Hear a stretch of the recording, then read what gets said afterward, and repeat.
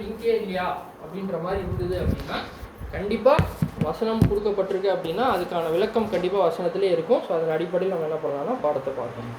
So புதிய சிருஷ்டிக்கு ஏற்படும் வினோத சோதனைகள், கரெக்டுங்களா? ஸோ அதன் அடிப்படையில் நம்ம என்ன பண்ணலாம்னா பாடத்துக்குள்ளே போகலாம். இந்த பாடம் முழுக்க முழுக்க நம்ம எப்போதுமே அணுகிற விதம் தான். நம்ம முதலாளி சொன்னபடியே நம்ம எல்லாருமே வேத மாணவர்கள் அப்படின்றதுனால கேள்விகள் வரும். அதுக்கான பதில்களை நீங்கள் முடிஞ்ச வரைக்கும் என்ன பண்ணலாம் அப்படின்னா பதில் சொல்ல ட்ரை பண்ணலாம். அது தவறோ கரெக்டோ அப்படின்லாம் பார்க்க தேவையில்லை. ஏன்னா கேள்விகள் மூலியமாக நம்ம கேட்கும்போது அதுக்கான பதில் வரும்போது தான் நம்ம என்ன வளரும், நமக்கு என்ன வளரும், சத்தியத்தில் வளரும். ஓகே, விசுவாசம் வளரும். அதனால் என்ன பண்ணலாம், சத்தியத்தில் வளரலாம்னு பார்க்கணும். ஸோ அதனால் நீங்கள் தாராளமாக பதில் சொல்லலாம். சகோதரர் சொன்ன மாதிரி ஒருத்தர் சொன்னதுக்கு அப்புறம் கூட நீங்கள் என்ன பண்ணலாம்னா இன்னொரு நான் சொல்கிற பதில் கூட நீங்கள் என்ன பண்ணலாம்னா சொல்லலாம். ஏன்னா நம்ம சப்ஜெக்ட் எடுக்கிறோம் அப்படின்னா யாருமே அது வந்து ஒரு சர்மன் மாதிரி கிடையாது, சரிங்களா? இது வந்து ஒரு கலந்துரையாடல் தான். நம்ம எல்லோரும் என்ன பண்ணுறோம், சத்தியத்தை தியானிக்கிறோம், கரெக்டுங்களா? ஸோ அந்த அடிப்படையிலே என்ன பண்ணலாம்னா பாடத்தை அணுகலாம். இப்போ ஃபஸ்ட்டு ஒரு கேள்வியின் மூலயமா நான் ஆரம்பிக்கிறேன். என்ன அப்படின்னு பார்த்தீங்கன்னா, முதலாவது புதிய சிருஷ்டி யார்? கன்ஃபார்மா? வேற கன்ஃபார்மா முதலாவது புதிய சிருஷ்டி ஆண்டவராகிய இயேசு கிறிஸ்துவா? அதாவது ஒரு கேள்வி எதை கேட்டேன்னா உடனே பதறி, அதான் நான் போன டைம் சொன்ன மாதிரியே நான் அதை திரும்ப திரும்ப கேட்குறது எதுக்குன்னா, நீங்கள் எவ்வளோக்கு எவ்வளோ ஆணித்தரமான அந்த அதில் நிற்கிறீங்கன்றதுக்காக தான். நம்ம டவுட்ஸோடு நம்ம என்ன பண்ண முடியாதுன்னா சத்தியத்தை அணுக முடியாது. சத்தியம் ஒன்று சொல்லிச்சுன்னா அதுதான் சத்தியம், கரெக்டுங்களா? ஸோ அந்த மைண்ட் செட்டில் தான் நம்ம என்ன பண்ணணும்னா பாடத்தை பார்க்கணும். ஸோ அதனால் முதலாவது புதிய சிருஷ்டி ஆண்டவராக இயேசு கிறிஸ்துன்னு சொல்லிட்டீங்க, கரெக்டாக? கரெக்ட். ஸோ கரெக்டு நீங்கள் சொன்னது. அது எப்போ வந்து அவர் புதிய சிருஷ்டி அப்படின்ற நிலைமைக்கு வரார்?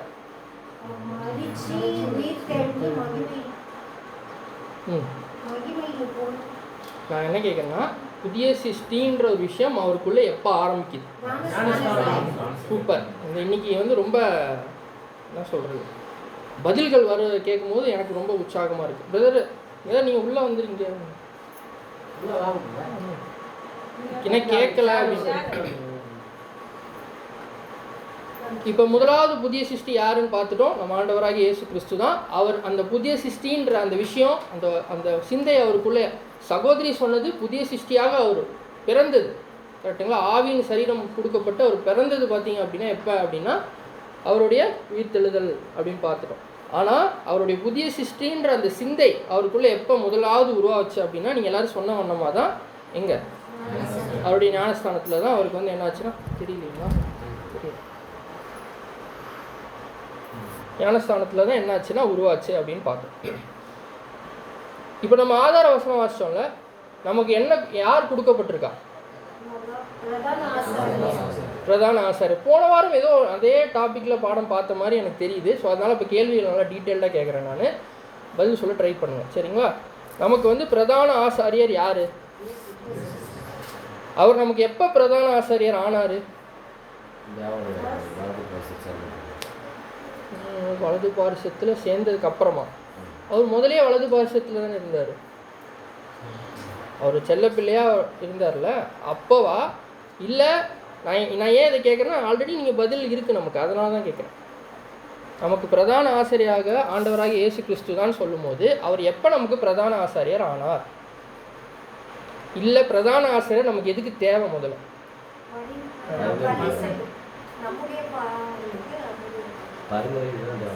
சூப்பர், இது ஒரு பதில்.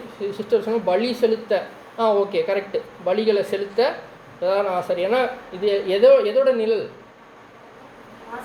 ஆசரிப்பு கூடாரத்தில் யார் வந்து பலி செலுத்துறா?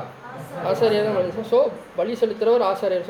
சகோதரர் சொன்னது கரெக்ட். என்னது, என்ன சொன்னார் சகோதரர்? பரிந்து பேசணும், கரெக்டுங்களா?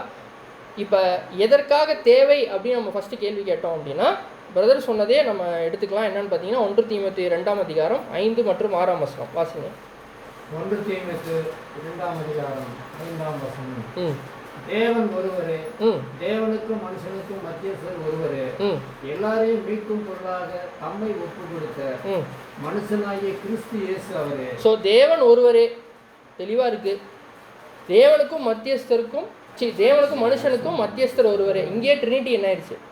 திருத்துவம் உடஞ்சிருச்சு, கரெக்டுங்களா? தேவனும் கிறிஸ்துவும் ஒன்றுன்றதே இங்கே உடஞ்சிருச்சு. ஒரு வசனத்துலேயே உடைச்சிட்டாரு. கரெக்டுங்களா? ஸோ தேவன் ஒருத்தர் தான், அவருக்கு நிகர் யாரும் கிடையாது. கரெக்டுங்களா? தேவனுக்கும் மனுஷனுக்கும் நடுவில் ஒருத்தர் தேவை. அது யார்? மத்தியஸ்தம் பண்ணக்கூடிய ஒரு நிலைமையில் ஒருத்தர் இருக்கணும்.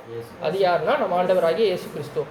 அப்படி இருக்கிற ஒருத்தர் எப்படி இருக்கணும்னா, தேவனுக்கு என்ன தேவைன்றதும் அவருக்கு தெரிஞ்சிருக்கணும், மனுஷன் என்ன நிலைமையில் இருக்கான்றதும் அவருக்கு என்ன இருக்கணும், தெரிஞ்சிருக்கணும். ரெண்டுமே தெரிஞ்சால் மட்டும்தான். இப்போ ஒரு இடத்துல போய் ஒரு மத்தியஸ்தம் நடுவராக நீங்கள் போய் பேச போகிறீங்கன்னா, ரெண்டு பக்கமும் உங்களுக்கு என்ன ஆகணும், இங்கே என்ன தேவை இங்கே என்ன தேவைன்ற விஷயம் தெரிஞ்சால் மட்டும்தான் அவரால் என்ன பண்ண முடியும், மத்தியஸ்தம் பண்ண முடியும். அப்போ நமக்கு நம்மை பார்த்து பரிகரிக்க கூடாத பிரதான ஆசாரியர் நமக்கு கொடுக்கப்பட்டிருக்காருன்னா, முதலாவது அவர் எப்படி இருக்கணும்னா, ரெண்டு தரப்பில் இருக்கிற விஷயத்தையும் அவர் என்ன பண்ணியிருக்கணும், முதல்ல தெரிஞ்சிருக்கணும். கரெக்டுங்களா? ஸோ அந்த விஷயத்தை தெரியாமல் யாராலையும் என்ன பண்ண முடியாதுன்னா, மத்தியஸ்தம் அப்படின்ற ஒரு விஷயத்தை என்ன பண்ண முடியாதுன்னா பண்ண முடியாது அப்படின்றத பார்த்தோம். ஸோ இதன் அடிப்படையில் திருப்பியும் ஒரு தடவை ஆதார வசனம் வாசிச்சிருவோம். 15ஆம் வசனம் மட்டும் வாசிங்க. எபிரேயர் 4ஆம் அதிகாரம் 15ஆம் வசனம். நம்முடைய பலவீனங்களை குறித்து பரிதபிக்க கூடாத பிரதான ஆசாரியர் நமக்கிராமல். ஸோ நம்மளுடைய பலவீனங்களை குறித்து பரிதபிக்க கூடாத, அதாவது பரிதபிப்புனா என்னன்னா, ஐயோ பாவம். கரெக்டுங்களா? இப்போ ஒருத்தரை ஐயோ பாவம் அப்படின்னு சொல்கிறோன்னா நமக்கு அந்த நிலைமை இல்லை. அதனால நம்ம என்ன பண்ணுறோன்னா, ஐயோ பாவம் அந்த நிலைமை எனக்கு வரல, நான் ஆனால் என்னை பார்த்து என்ன சொல்கிறேன் அப்படின்னா, ஒரு ரொம்ப ஒரு ஒடுங்கின நிலைமை, உலகத்துலலாம் ஒரு பிச்சைக்கார நிலைமையில் இருக்கிறவங்கள பார்த்து பெரிய பணக்காரர் என்ன பண்ணுறாங்க, பரிதபிக்கிறாங்க. கரெக்டாக? அந்த மாதிரி ஆசாரியராக நமக்கு கிறிஸ்து கிடையாது அப்படின்றது தான் ஃபஸ்ட்டு பாயிண்ட். இன்றைக்கி வசனம் ரொம்ப டீட்டெயில்டாக ஒரு வேர்டு பை வேர்டு போவோம். தயவு செஞ்சு ஃபோக்கஸ்டு கவனிக்க ட்ரை பண்ணுங்கள். சரிங்களா? வாசி. நமக்கு இராமல் எல்லா விதத்திலும் நம்மை போல் சோதிக்கப்பட்டும் பாவமில்லாதவராய் இருக்கிற பிரதான ஆசாரியரே நமக்கு இருக்கிறார். நம்மை போல் சோதிக்கப்பட்டும். ஸோ இந்த வார்த்தை தான் என்ன ஆகுது அப்படின்னா, இன்னைக்கு பாடத்தோட தலைப்பு என்ன பண்ணோம் பார்த்தோம். என்ன பார்த்தோம்? புதிய சிருஷ்டிக்கான வினோத சோதனைகள் அப்படின்னு பார்த்தோம். ஸோ நம்மை போல் சோதிக்கப்பட்டு, யார் சோதிக்கப்பட்டார்? இயேசு கிறிஸ்து. ஸோ நம்மை போல் அவர் சோதிக்கப்பட்டாரா? மனுஷனுக்கு இங்கே நமக்கு வந்த சோதனைகள் எல்லாமே அவருக்கு வந்துச்சா? எல்லாமே அவர் ஃபேஸ் பண்ணிட்டாரா? ஆன்சரை மாற்ற மாட்டீங்கல்ல? கன்ஃபார்மா? கன்ஃபார்ம். பிரதர் மட்டும் இல்லைன்றாரு. ஏன் பிரதர் இல்லை? நம்மளை விட அவருக்கு அதிகமாக வந்துச்சு. இல்லை, நீங்கள் உங்களை கம்பேர் பண்ணாதீங்க, மனுக்குள்ள முழுக்க கம்பேர் பண்ணால் அவர் நம்மளை விட அதிகமாக இல்லை. அதாவது நம்மை போல் சோதிக்கப்பட்டாரா பண்ணலையா? பட்டார். மாற்றவே மாட்டீங்கல்ல?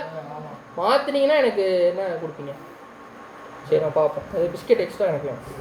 சரிங்களா? இப்போ நான் கேட்குறேன் கேள்வி.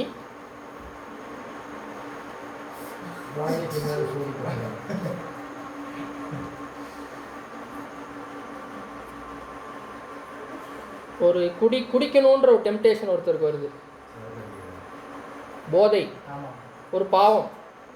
அதை கிறிஸ்து அனுபவிச்சிருக்காரா? ட்ரக்ஸு பழக்கம், அது ஒரு ஒரு ஒரு என்ன சொல், நம்மை போல் சோதிக்கப்பட்டுனா ஒரு சோதனை தானே இந்த மனுஷனுக்கு. அது அதை குடிக்கணும், அதை சாப்பிடணுன்ற ஒரு ஈர்ப்பு என்ன ஆகுது அங்கே வருது. கிறிஸ்துக்கு வந்துச்சா? ஒரு குழந்தைய எடுத்து வளர்க்கும் போது ஒரு தாய் படுற கஷ்டத்தை கிறிஸ்து அனுபவிச்சாரா? இல்லை தானே? இவ்வளோ நாள் எல்லாம் பட்டாரு நீங்கள் எப்போ?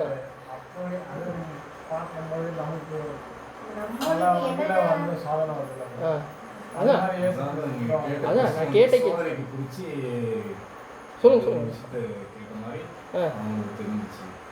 அதாவது நம்மை போல் சோதிக்கப்பட்டார் அப்படின்னு நம்ம எடுக்கும்போது நமக்கு உண்டாகிற எல்லா விஷயத்தினாலும் கிறிஸ்து சோதிக்கப்பட்டிருக்கணுன்ற ஆங்கிள் தான் நம்ம என்ன வரோம், பொதுவாக பார்க்கும்போது ஆகுது. கரெக்டாக? இப்போ பெண்களுக்கு வர அந்த ஒரு வலி, லேபர் தானே அது இங்கிலீஷ், தமிழில் என்ன, பிரசவ வலி, அதை கிறிஸ்து அனுபவிச்சிருக்காரா? கர்ப்பவேகப்படுகிறேன் அப்படின்னு சொல்கிறார். ஓகே, பட் அதை லிட்டரலாக நான் கேட்குறேன், பண்ணல. கரெக்டுங்களா? இப்போ இந்த எதையுமே பண்ணாமல் அவர் எப்படி நமக்கு பிரதான ஆசாரியராக, நம்மளை பரிதபிக்க கூடாத பிரதான ஆசாரியராகவும் நம்மை போலே சோதிக்கப்பட்டு இருக்காரு அப்படின்னு சொல்கிறாங்க.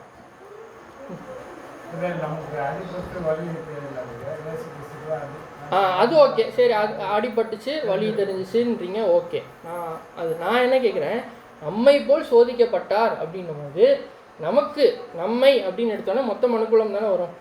இப்போ உலகத்துக்கு ஏற்படுறது எனக்கும் ஏற்படுது. இப்போ ஒரு தகப்பனுக்கு உள்ள வழியை கிறிஸ்துவால் உணர்ந்திருக்க முடியுமா? தகப்பனா ஒரு இல்லை, ஒரு லிட்டரலாக கேட்குறேன், ஒரு பையனுக்கு ஒரு ஹஸ்பண்டாக இருந்திருக்காரா? ஒரு ஒரு கணவர் ஒரு மனைவி 2 பேருக்கும் ஒரு பிரச்சனைகள் வருதுன்னா அந்த பிரச்சனையை நீங்கள் ஃபேஸ் பண்ணியிருப்போம், நம்ம எல்லாரும் ஃபேஸ் பண்ணியிருப்போம். ஆனால் அவர் ஃபேஸ் பண்ணியிருப்பாரா? பண்ணல. அப்போ எப்படி நம்ம சொல்கிறோம் அவர் வந்து நம்மை போலே சோதிக்கப்பட்டார் அப்படின்னு? ஏன் இந்த வசனத்தை வந்து நம்ம இவ்வளோ டீட்டெயில்டாக பார்க்கணும்? டைட்டில்லே இருக்குது, அதனால தான் யோசிங்க. தேவன் முன்குறித்தார், கரெக்டு, முன்குறித்தார், தப்பில்லை. அழைத்தார். நான் என்ன கேட்குறேன்னா, நம்மை போலே சோதிக்கப்பட்டார் அப்படின்றது இங்கே யாரை பற்றி பேசுது அப்படின்ற அந்த டிஃப்ரென்ஸ் நமக்கு தெரிஞ்சால் மட்டும்தான். சிஸ்டர் வந்துட்டாங்க, ஏன்னா அதனால ஹிண்ட் கொடுத்தேன், டைட்டில்லே இருக்குன்னு. பாடத்தோட தலைப்பு என்ன? கரெக்டுங்களா? அப்போ இங்கே நமக்கு பிரதான ஆசாரியர் கொடுக்கப்பட்டிருக்காருன்னா நமக்குன்னு குறிக்கிறது அங்கே யாரை அப்படின்னு முதல்ல பார்க்கணுன்னா, நமக்கு வர சோதனைகள் இருக்குல்ல, எல்லாருக்கும் வருதுன்னு சொல்கிறோம்ல. இப்போ நம்ம பார்த்தோமே, குடி, ட்ரக்ஸு, ஒரு பெண்களுக்கு வரக்கூடிய ஒரு பிரச்சனை, இது எல்லாமே யாருனால வந்துச்சு? கரெக்டுங்களா? இது எல்லாமே யாருனால வந்துச்சுன்னா ஆதாம் பாவம் செஞ்சு மொத்த மனுக்குலமுக்கு வந்த ஒரு பிரச்சனை, ஒரு சோதனை. கரெக்டுங்களா? மரணத்துக்கு நோக்கி போகிறதுனால வர என்ன ஒரு இது பார்த்தோம்னா பிரச்சனை.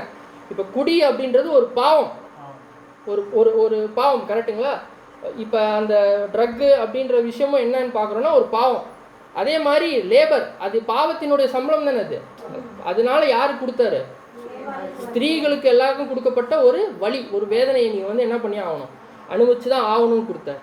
ஆனால் கிறிஸ்து இங்கே நம்ம பேசுகிற விஷயமே என்ன இல்லை அப்படின்னு பார்த்தீங்கன்னா, பழைய மனுஷனுக்கு அப்ளையே ஆகாது. நம்மை பார்த்து பரிதபிக்காத ஒரு பிரதான ஆசாரியர் நமக்கு இருக்கிறார்னா அவர் யாருக்காக இருக்காருன்னா, புதிய சிருஷ்டியை போல், நம்மளுடைய புதிய சிருஷ்டியை போல அவருடைய புதிய சிருஷ்டி என்ன பண்ணப்பட்டிருக்கு? சோதிக்கப்பட்டிருக்கு. ஸோ இங்கே பேசுறது எல்லாமே புதிய சிருஷ்டியை பற்றி மட்டும்தான் அந்த வசனத்தில் என்ன பண்ணப்பட்டிருக்குன்னா பேசுது. நீங்கள் லிட்டரலாக எடுத்தால் நீங்கள் அவங்க என்ன பண்ண முடியாது, மேட்ச் பண்ண முடியாதுல்ல. கரெக்டாக இல்லையா? அதே மாதிரி கிறிஸ்து பாவம் செஞ்சாரா? பாவம் செஞ்சதுக்கு மட்டும்தான் இந்த மாதிரி இதெல்லாம் பாவம். கரெக்டா? அதெல்லாம் பாவம். பாவம்ன்ற விஷயத்தை பற்றி இங்கே நம்ம பேசலை. பாவத்தை விட்டு வெளியே வந்தாச்சு, புதிய சிந்தை, புதிய ஒரு சிருஷ்டி உருவாயிடுச்சு. அது ஆதாம்னால உருவாச்சா? தேவனுடைய ஆவியினால என்ன பண்ணப்பட்டிருக்குன்னா ஜெனிப்பிக்கப்பட்டிருக்கு நம்ம பார்க்குறோம். அப்போ தேவனுடைய ஆவியினால ஜெனிப்பிக்கப்பட்ட அந்த புதிய சிருஷ்டிக்கு உண்டாகும் சோதனைக்காகத்தான் நமக்கு யார் இருக்கா அப்படின்னு பார்த்தீங்கன்னா பிரதான ஆசாரியர் இருக்கார். ஏன்னா மற்ற பாவங்கள்லாம் நம்ம பண்ணிட்டு தேவனை என்ன பண்ணீங்க, தேவனை என்ன பண்ணீங்கன்னு கேட்க முடியாது, அது பாவம். கரெக்டுங்களா? புதிய சிருஷ்டிக்காகவே சில சோதனைகள் கிறிஸ்து உள்ளே போனார். அதே சோதனைகள் யாருக்கும் வரக்கூடும் அப்படின்னு பார்த்தீங்கன்னா யார்? புதிய சிருஷ்டியாக இப்போ இருக்கிற நமக்கும் வரக்கூடும். அதனால தான் முதலாவது புதிய சிருஷ்டி யாருன்னு என்ன பண்ணேன் கேட்டுட்டு அந்த பாடத்தை கொண்டு போகணும்னு பார்க்குறோம். ஸோ இப்போ நமக்கு நல்லா தெரிஞ்சிருச்சு, அங்கே நம்ம பார்க்குற சோதனை அப்படின்னு பார்த்த எந்த விஷயமுமே இந்த விஷயத்தில் என்ன ஆகாது, அடங்காது அப்படின்னு பார்த்தோம். இது யாருக்கு தான் அடங்கும் அப்படின்னு பார்த்தோம்னா நமக்கு வந்திருக்க புதிய என்னது சிருஷ்டி, புதிய சிந்தை. கரெக்டுங்களா? இது எப்போ நமக்கு உருவாச்சு? கன்ஃபார்மா நமக்கு ஞானஸ்தானம் அப்போ உருவாச்சா அப்படின்னு பார்த்தோன்னா கிறிஸ்துவுக்கு உருவாச்சு. நமக்கு வந்து நம்ம எப்போ தேவனுக்கு ஒப்பு கொடுக்குறோன்ற ஒரு மைண்டு வந்துச்சோ, என்னோடய வாழ்க்கையை நான் தேவனுக்கு கொடுக்கணும்னு வருமோ அப்போவே என்ன இருக்கும் அப்படின்னு பார்த்தீங்கன்னா அந்த சிந்தனை உருவாயிருக்கும். அது எப்போ வேணாலும் இருக்கலாம் நம்ம வாழ்க்கையில். சரிங்களா? ஸோ அதை மட்டும் நம்ம மைண்டில் வச்சுக்கலாம். ஸோ அதன் அடிப்படையில் நம்ம ஒரு வசனம் வாசிச்சிடலாம். ரோமர் 1ஆம் அதிகாரம் 32ஆம் வசனம். ரோமர் 1ஆம் அதிகாரம் 32ஆம் வசனம். இப்படிப்பட்டவைகளை செய்கிறவர்கள் மரணத்திற்கு பாத்திரராய் இருக்கிறார்கள் என்று தேவன் தீர்மானித்த நீதியான தீர்ப்பை அவர்கள் அறிந்திருந்தும். சோ இங்க பேசுற விஷயம் என்ன? திருப்பி ஒரு வாசிங்க. இப்படிப்பட்டவைகளை செய்கிறவர்கள் மரணத்திற்கு பாத்திரராய் இருக்கிறார்கள் என்று தேவன் தீர்மானித்த நீதியான தீர்ப்பை. இப்படிப்பட்டவைகளை செய்கிறவர்கள் மரணத்திற்கு ஏதுவானவர்கள்னு தீர்ப்பளிச்ச விஷயம் இருக்குல்ல, அது எந்த விஷயங்கள்லாம் நம்ம சொல்லலாம் அப்படின்னா இந்த மாதிரி விஷயங்கள்லாம் என்ன பண்ணலாம் சொல்லலாம். ஸோ இதெல்லாம் தேவன் தீர்ப்பு வழங்கிட்டார். வாசிங்க, அதை கண்டினியூ பண்ணுங்க. தேவன் தீர்மானித்த நீதியான தீர்ப்பை அவர்கள் அறிந்திருந்தும் அவைகளை தாங்களே செய்கிறதும் அல்லாமல் அவைகளை செய்கிற மற்றவர்களிடத்தில் பிரியப்படுகிறவர்களாய் இருக்கிறார்கள். ஸோ இப்போ இங்க நம்ம பாவத்தில் பிரியப்படுவோமா? ரொம்ப படுவோமா பிரியம்? அதை பற்றி பேச்சே கிடையாது. பாவம்ன்ற ஒரு விஷயம் புதிய சிருஷ்டிக்கு பிடிக்குமானா பிடிக்கவே பிடிக்காது. மாம்சத்துக்கு வேணால் அதோட இது இருக்கலாம், ஆனால் புதிய சிருஷ்டிக்கு அது என்ன ஆகாது, சுத்தமாக வெறுக்கும். கரெக்டுங்களா? ஸோ அதை மட்டும் மைண்டில் வச்சுக்கோங்க. ஸோ அதன் அடிப்படை இப்போ நம்ம எதையுமே இந்த உலக இதில் பார்க்க மாட்டோம். இந்த துணிகரமான ஒரு பாவத்தை வச்சு நம்ம பார்க்கல. இப்போ நம்ம எல்லாம் பார்க்க போகிற சோதனைகள் எல்லாமே புதிய சிருஷ்டிக்கு ஏற்படும் சோதனைகள் அப்படின்னு பார்க்கணும். சரிங்களா? ஸோ இப்போ சோதனை அப்படின்னு எடுத்தனாலே கிறிஸ்துவின் வாழ்க்கையில் முதலாவது சோதனைகள் அப்படின்னா எப்போ வந்துச்சு?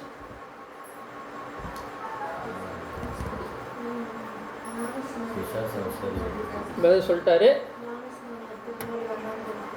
வனாந்தரத்துக்கு போனார். அதை சொல்லுங்கள் யாராவது, என்ன நடந்துச்சு? அதெல்லாம்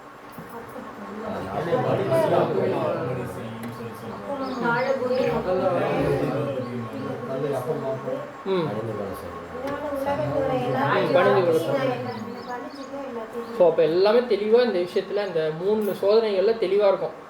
அதாவது நல்ல நமக்கு நம்ம சத்தியத்துக்கு வரத்துக்கு முன்னாடியே கூட என்ன இருக்கும் இந்த இது இப்போ படிச்சிருப்போம். ஆனால் இதில் ஆக்சுவலாக பிரதர் இதை சொல்லும் போது ரசூல் பிரதரோட ரீஃபரன்ஸ் தான். இதை சொல்லும் போது எப்படி பார்த்தீங்கன்னா இதை நம்ம பார்க்காத கோணத்தில் என்ன பண்ணியிருக்காரு அப்படின்னா நம்மளுடைய 7ஆம் தூதன் கொடுத்துருக்காருன்னு பார்க்குறோம். ஸோ அதன் அடிப்படையில் தான் என்ன பண்ணோம்னா இந்த 3 சோதனைகளை வச்சு தான் அவர் முதலாவது புதிய சிருஷ்டிக்கு எப்படி வந்துச்சோ அது போலவே இப்போ இருக்கிற புதிய சிருஷ்டிகளுக்கு என்ன ஆகும், வரும். அந்த சோதனை உலகத்தில் இருக்கிற மாதிரி சோதனை கிடையாது. அதனால தான் வினோத சோதனைகள்னு என்ன பண்ணணும் பார்க்கணும். புதிய சிருஷ்டிக்கு ஏற்படும் வினோத சோதனைகள் அப்படின்ற தலைப்பில் நம்ம பாடத்தை பார்த்தோம்.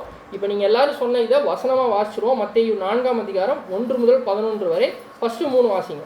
ஃபஸ்ட்டு 3 வசனம். 4ஆம் அதிகாரம் 1ஆம் வசனம். அப்பொழுது இயேசு பிசாசினால் சோதிக்கப்படுவதற்கு ஆவியானவராலே வனாந்தரத்துக்கு கொண்டு போகப்பட்டார். அவர் இரவும் பகல் 40 நாள் உபவாசமாய் இருந்த பின்பு அவருக்கு பசி உண்டாயிற்று. அப்பொழுது சோதனைக்காரன் அவரிடத்தில் வந்து, நீ தேவனுடைய குமாரனே ஆனால் இந்த கல்லுகள் அப்பமாகும்படி சொல்லும் என்றார். ஸோ இப்போ 5ஆம் வசனத்துக்கு வாசிங்க. அப்பொழுது பிசாசு அவரை பரிசுத்த நகரத்திற்கு கொண்டு போய் தேவ ஆலயத்து உதிரையின் மேல் அவரை நிறுத்தி, நீ தேவனுடைய குமாரனேயானால் கால குதியும் தம்முடைய தூதர்களுக்கு உம்மை குறித்து கட்டளையிடுவார். உமது பாதம் தள்ளில் இடராதபடிக்கு அவர்கள் உண்மை கைகளினால் ஏந்தி கொண்டு போவார்கள் என்பதால் எழுதியிருக்கிறது என்று சொன்னான். அதற்கு இயேசு அது 8 வாசிக்கும். நம்ம பிசாசு சொன்ன சோதனைகள் மட்டும் வாசிக்கிறோம். கிறிஸ்து கொடுத்த பதிலை நம்ம என்ன பண்ணலாம்னா பின்னாடி பார்க்கலாம். வாசிக்கலாம். மறுபடியும் பிசாசு அவரை மிகவும் உயர்ந்த மலையின் மேல் கொண்டு போய் உலகத்தின் சகல ராஜ்யங்களையும் அவர்களின் மகிமையும் அவர் காண்பித்து, நீ சாஸ்தாங்கமாய் விழுந்து என்னை பணிந்து கொண்டால் இவைகளெல்லாம் உனக்கு தருவேன் என்று சொன்னார். ஸோ இப்போ இந்த 3 விஷயம் இப்போ நீங்கள் எல்லாருமே என்ன பண்ணீங்க அப்படின்னா அதை எல்லாத்தையும் சொன்னீங்க. ஸோ அதில் வசனத்தின் மூலமாக என்ன பண்ணிடலாம்னா நம்ம வாசிச்சிடலான்னு தான் வாசித்தோம். ஸோ இந்த 3 சோதனைகள் கரெக்டுங்களா? ஃபஸ்ட்டு என்ன பார்த்தோம்? கல்லை என்ன பண்ணு அப்பமா மாற்றி சாப்பிடுங்கன்னாரு. ஸோ நெக்ஸ்ட்டு 2வது நிறுத்திட்டு என்ன பண்ணுங்க, காலை குதிங்க, உங்களை என்ன பண்ணுவாங்க, தூதர்கள் ஏந்தி கொள்வாங்கன்னு சொல்லி எழுதி இருக்கிறது. 3வது ராஜ்யங்கள்லாம் காட்டிட்டு என்னை பணிச்சிட்டீங்கன்னா அவங்களுக்கு என்ன தருவேன், இது எல்லாத்தையும் தருவேன் சொல்லி சொன்னார். ஸோ இந்த 3 விஷயந்தான் என்னன்னா இன்றைக்கான பாடத்தோட கோர். ஓகேங்களா? இந்த 3 சோதனைகளும் கிறிஸ்துவுக்கு ஃபஸ்ட்டு வந்துச்சு. அதே சோதனைகள் நமக்கும் என்ன ஆகும், வரும். அது எப்படி வரும் அப்படின்னு யோசிச்சிங்கன்னா அதுதான் இந்த பாடத்தில் தேவன் நமக்கு வெளிப்படுத்த சித்தமாக இருக்கு. ஸோ ஃபஸ்ட்டு இப்போ எல்லாமே கேள்விகள் தான் வரும். மேக்ஸிமம் நீங்கள் என்ன பண்ணலான்னா உங்களுக்கு இது கரெக்டாக அப்படின்னும் சொல்லலாம். சப்போஸ் அது சத்தியத்தின்படி இல்லைன்னா நம்ம என்ன பண்ணலாம், கரெக்ட் பண்ணிக்கலாம். சரிங்களா? ஃபஸ்ட்டு கேள்வி, சாத்தான் நேரில் வந்தானா? நேரில் வரலையா? ஃபோனில் இல்லைங்களா? அப்போ எப்படி சாத்தான் ஆண்டவராகி இயேசு கிறிஸ்து கிட்ட பேசினாரு, நம்ம வசனம் பார்த்தோம்ல. இந்த விஷயம் நேரில் நடந்த ஒரு விஷயமா, அதாவது இன் பர்சன். இப்போ பிரதர் நிற்கிற மாதிரி என்கிட்ட நின்னாரான்னு கேட்க, ஒரு மனுஷன் மூலியமா வந்தாரா சொல்லுங்க. இந்த மாதிரி கல்லுக்கு பின்னாடி நின்றுட்டு இருக்காரா? அதாவது இந்த ஆங்கிளில் நான் யோசிக்கல, பரவாயில்ல. பிரதர் வந்து ஒரு ஆங்கிள் யோசிச்சிருக்கார், பரவாயில்ல. பட் சாத்தான் நேரில் வந்தானா அப்படின்ற கேள்விக்கு என்ன பதில்? அதாவது இதான் பிரதர் பதில் அப்படின்னு சொல்ல முடியும் அவங்களால? நேரில் வந்தானா இல்லையா? அப்போ எப்படி அவருக்கு தெரிஞ்சிருக்கும்? சத்தம் உண்டாயிருக்கும். ஸோ அப்போ நம்ம பைபிள் ஸ்டூடெண்ட்ஸ் வந்து இந்த விஷயத்தில் திருப்பத்தூர் எக்லிசா வந்து இதில் ஒன்றும் தெளிவாக ஆகலை அப்படின்ற. சரி ஓகே, என்னாச்சு? சரி ஓகே, பாருங்கள், கண்டினியூ பண்ணலாம். என்ன அப்படின்னு பார்த்தீங்கன்னா, சாத்தான் நேரில் வந்தானா அப்படின்னா, சாத்தான் இன்னைக்கு நேரில் வரானா? நான் என்ன கேட்குறேன், புதிய சிருஷ்டிக்கு தானே ஏற்பட்டுச்சு ஒரு சோதனை, ஓகேவா? புதிய சிருஷ்டி, அதே புதிய சிருஷ்டி தான் நமக்கு இப்போ நிற்கிறானா? இல்லை. அப்போ அங்கேயும் வந்திருக்க முடியாது, வந்திருப்பாரு கண்டிப்பாக. என்ன வரல நேரில்? சொல்லுங்க. சகோதரர் மூலியமா வராது. ஓகே, பார்ப்போம், சத்தியத்தில் பார்ப்போம். நமக்கும் நேரில் வரதில்லை, அவருக்கும் நேரில் வரதில்லை. அப்போ எப்படி தான் இப்போ வராரு, அதை வச்சே நீங்கள் எடுங்க. இப்போ ஒரு சகோதரன் மூலியமா வருதுன்னு பிரதர் சொன்னார்ல, அந்த எக்ஸாம்பிளே நான் எடுக்கிறேன். நான் ஒரு சகோதரன், எனக்கு இன்னொரு சகோதரன் மேலே ஒரு மன கஷ்டம் வருது. எனக்கு எப்படி தெரியும்? எனக்கு இப்போ நான் வந்து இப்போ பார்க்குறேன், பார்க்கும்போது வரும். பார்க்கும்போது அதுவாக வருமா? எப்படி வரும்? எங்கே வரும்? புதிய சிருஷ்டியே சிந்தையில் தான் இருக்குது. அப்போ சோதனை புதிய சிருஷ்டிக்கு எங்கே வரும்? சிந்தனையில் தான் வரும். இப்போ கிறிஸ்துவுக்குமே அந்த இப்போ சாத்தான் பேசுகிற எந்த விஷயமும் நேரில் வந்து ஒருத்தர் நின்று பேசலை, ஓகேங்களா? அவரோட சிந்தனையில் தோன்ற ஒரு எண்ணம், கரெக்டுங்களா? இப்போ உதாரணத்துக்கு ஒரு சகோதரர் என்னை பகைக்கிறார் நான் நினைக்கிறேன்னா, அந்த நினைக்கிற அந்த சிந்தனை தான் என்ன பண்ணுற கொடுக்கறது யாரு? சாத்தான். அவருக்கு ஒன்றும் பிடிக்கல. இப்போ சகோதரர் சொன்ன எக்ஸாம்பிளே எடுக்கிறேன். அவர் ஒன்று வெறுக்கிறாரு அப்படின்ற ஒரு விஷயத்த உங்கள் முன்னாடி விதைக்கிறான், பார்த்தீங்களா? விதைக்கிற அந்த சிந்தனை, அதுதான் சோதனை. ஸோ அதே போல தான் கிறிஸ்துவனுடைய சிந்தனையில் தான் என்ன பண்ணான் அப்படின்னு பார்த்தீங்கன்னா, சாத்தான் வந்து பேசலாம் அப்படின்ற விஷயத்த நம்ம சாத்தான் வந்து ஒரு தாட்டை தூண்டி விடுவான். அந்த தாட் ப்ராசஸில் நம்ம செயல்படுறோமா, அதுதான் இங்கே சோதனை, புரியுதுங்களா? யாரும் இங்கே எங்கேயுமே நேரில் வந்து, இப்போ உதாரணத்துக்கு நான் கேட்குறேன், கொம்பு இந்த மாதிரி கொம்பு வச்சுட்டு கருப்பாக ஒரு தான் நிற்பீங்களா? நீங்கள் அங்கே ஓடிடுவீங்க, அவன் பேசுகிற வரைக்கும் சொல்லுப்பான். அப்படி கேட்டிருப்பீங்களா? அதான் எக்ஸாக்ட்லி, பிரதர் சூப்பர் பாயிண்ட் சொன்னார். அவன் எப்படி எவ்வளோ அழகான ஒரு தூதன் தெரியுமா? ஆமாம், கரெக்ட். இதைத்தான் வந்து பேரசபைகள் என்ன பண்ணிட்டு இருக்காங்க, சொல்லிட்டு இருக்காங்க, இப்படிதான் இருக்காரு சாத்தான். லிட்ரலா இப்படி இருந்தாருன்னா யாருமே என்ன பண்ண மாட்டாங்க, அவர் கிட்ட நிற்க மாட்டாங்க. சாத்தான் யாரோட வேஷத்தை தரித்து தான் வருவானா? ஒளியின் தூதன் வேஷத்தை தரித்து தான் என்ன பண்ணுவான், வருவான் அப்படின்ற ஒரு விஷயத்தையும் பார்க்குறோம். ஸோ இது தெளிவாயிருச்சு. சாத்தான் என்ன வரல, நேரில் வரல. கிறிஸ்துவனுடைய சிந்தையில் ஏற்பட்ட ஒரு தாட்டு தான் சோதனை. அந்த சோதனையில் 3 சிந்தனை 3 தாட் வந்துச்சுல, அதில் தான் ஒன்று என்னது, அப்பம்மா கல்லாக்கணுமா, கல்ல அப்பமாக்கணும். 2வது உப்பரையில் நிறுத்தி கீழே குறி. 3வது இதை ரொம்ப தெளிவாக படிச்சிருக்கோம். ஆனால் இவ்வளோ விஷயம் உள்ளே இருக்குன்றது நமக்கு என்ன ஆகுறது இல்லை, நிறைய நேரத்தில் வந்து நம்ம யோசிக்கிறது இல்லை. ஸோ அதை வெளிப்படுத்த தான் சத்தியத்தை என்ன பண்ணியிருக்காருன்னா தேவன் திறந்திருக்காரு. ஸோ அது 7ஆம் கால சபையில் இருக்கிற நமக்கு தான் ரொம்பவே திறந்திருக்காரு. அதை நம்ம கிராஸ் பண்ணி என்ன பண்ணலாம் அப்படின்னா நீங்கள் பார்க்கலாம். ஸோ இப்போ திரும்ப ஃபஸ்ட்டு வந்துடும். ஃபஸ்ட்டு என்ன சொல்கிறது, ஃபஸ்ட்டு டெம்டேஷன், சோதனை. டெம்டேஷன்னா புரியுதுல, நான் சில நேரம் இங்கிலீஷ் யூஸ் பண்ணேன்னா புரியுதுல, ஓகே. ஸோ முதலாவது சோதனைக்கு வந்துடும். மத்தேயு 4:1-3 வரைக்கும் வாசி மறுபடியும். மத்தேயு 4ஆம் அதிகாரம் 1-1. அப்பொழுது இயேசு பிசாசினால் சோதிக்கப்பட்ட சோதிக்கப்படுவதற்கு ஆவியானவராலே வனாந்தரத்துக்கு கொண்டு போகப்பட்டார். ஸோ இதை தெளிவாக்கிங்க, அது ஆவியினாலே தான் இருக்கணும். அது வந்து மொழிபெயர்ப்பு பிழை. அடுத்தது 2வது வசனம். அவர் இரவும் பகலும் 40 நாள் உபவாசமாய் இருந்த பின்பு அவருக்கு பசி உண்டாயிற்று. ஓகே. அப்பொழுது சோதனைக்காரன் அவரிடத்தில் வந்து, நீ தேவனுடைய குமாரனே ஆனால் இந்த கல்லுகள் அப்பங்களாகும்படி சொல்லும் என்றான். ஸோ அப்பொழுது சோதனைக்காரன் அவரிடத்தில் வந்துன்றது சோதனைக்காரனாகிய கொடுக்கக்கூடிய சிந்தனை அவருக்கு வந்து, நீர் தேவனுடைய குமாரனே ஆனால் இந்த கல்களை அப்பமாக்கும்படி சொல்லும் என்றான் அப்படின்னு பார்க்கணும். கரெக்டுங்களா? இதை நான் ஏன் இவ்வளோ ஸ்ட்ரெஸ் பண்ணுறேன்னா, இதில் அவ்வளோ பெரிய ஒரு இம்பார்ட்டண்ட்டான படிநிலை நமக்கு இருக்குது. இந்த பாடத்தை இந்த விஷயங்களை படிக்கும் போது கூட எனக்கு என்ன ரொம்ப நம்ம சிம்பிளாக இப்படி பார்க்குற விஷயம் உள்ளே போனோன்னா அவ்வளோ டீட்டெயில்டாக என்ன இருக்காருன்னா தேவன் நமக்கு வெளிப்படுத்திருக்காருன்னு பார்க்குறோம். ஸோ அதன் அடிப்படையில் இங்கே சாத்தான் வந்து நம்ம சொன்னபடி ஒரு கருப்பான உருவத்தோடையோ இல்லை ஒரு எதிராளியாகவோ என்ன பண்ண மாட்டான், வரமாட்டான். இப்போ அவனுக்கு நல்லா தெரியும் ஆண்டவராகிய இயேசு கிறிஸ்து எங்கே இருக்கார் அப்படின்னு பார்த்தீங்கன்னா, எங்கே இருக்கார்? வனாந்தரத்தில் இருக்கார். கரெக்டுங்களா? இப்போ வனாந்தரத்தில் இருக்கார் அவருக்கு தெரியுது. அவர் என்னவா இருக்கார்?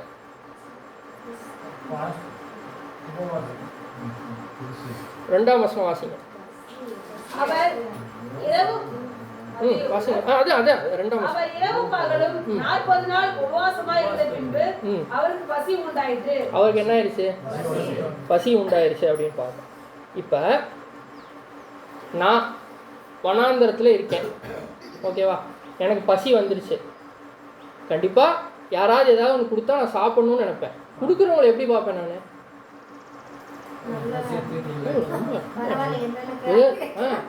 எவ்வளோ வழியில் எவ்வளோ பிரச்சனை எவ்வளோ பசியில் இருந்தேன் நான், நீங்கள் என்ன பண்ணிருக்கீங்க, எனக்கு உணவு கொடுத்துருக்கீங்க. கரெக்டுங்களா? அப்படி தானே யோசிப்போம் நம்ம. இல்லை லிட்டரலாக கேட்குறேன். நான் வந்து நம்ம ஆவிக்குரிய கண்ணோட்டத்துக்கு முன்னாடி லிட்டரலாக நம்ம நடைமுறை வாழ்க்கையில் பசியில் இருக்கிற ஒருத்தவங்களுக்கு ஏதாவது ஒரு விஷயம் கொடுத்தா அது கொடுக்குறவங்கள வந்து நம்ம ஒரு நண்பராக தான் என்ன பண்ணுவோம், பார்ப்போம். ஸோ அப்போ அங்கே வர ஒரு விஷயம் அவன் எப்படி அந்த சிந்தனையை கொண்டு வரான்னு பார்த்தீங்க அப்படின்னா, நண்பன் ஒரு உதவி செய்யும் வண்ணமாகத்தான் என்ன பண்ணுறான் அப்படின்னா கொண்டு வரான் அப்படின்னு பார்க்கணும். இப்போ என்ன பண்ணலாம் அப்படின்னா, இருங்க, அதே வசனம் தான், 2-3 மட்டும் எடுத்திருக்கேன், ஓகேங்களா? இப்போ கேள்விகள் அப்படியே ஒவ்வொரு கேள்வியாக வருவோம். சாத்தான் இங்கே கொடுக்கக்கூடிய சிந்தனை வந்து எதிராக இல்லை, அவருக்கு என்னவாக தான் இருக்குது, சாதகமாக இருக்கிற மாதிரி, அவருக்கு உதவி செய்யும் வண்ணமாக தான் என்ன இருக்குது, அவரோட சூழ்நிலைக்கு உதவி செய்யும் வண்ணமாக தான் இருக்குது அப்படின்னு பார்த்துட்டோம். இதை பண்ணுறதுக்கு கிறிஸ்துவுக்கு வல்லமை இருந்துச்சா இல்லையா? இருந்துச்சு. அவருக்கு அந்த வல்லமை எப்போ கிடைச்சிருக்கும்?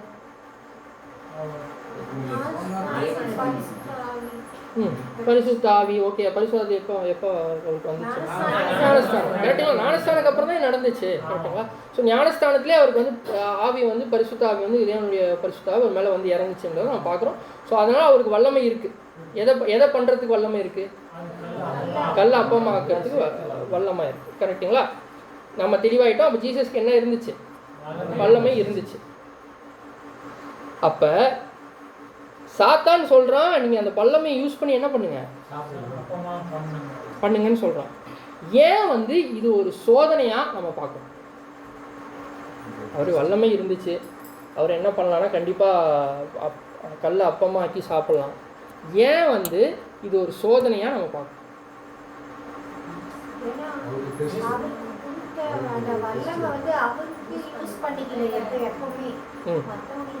சகோதரி கிட்ட ரொம்ப கிட்ட வந்துட்டாங்க. அந்த ஆங்கிளே யோசிப்போம். இதை தெரிஞ்சுக்கணுன்னா எப்போதுமே வசனத்தை பார்த்தீங்கன்னா ஒரு விஷயம் நடந்திருக்குன்னா அதுக்கு முன்னாடி என்னெல்லாம் நடந்துச்சு நம்ம பார்க்கணும். இப்போ ஆண்டவராக இயேசு கிறிஸ்து 40 நாட்களும் இரவும் என்ன பண்ணிட்டு இருந்தாருங்க?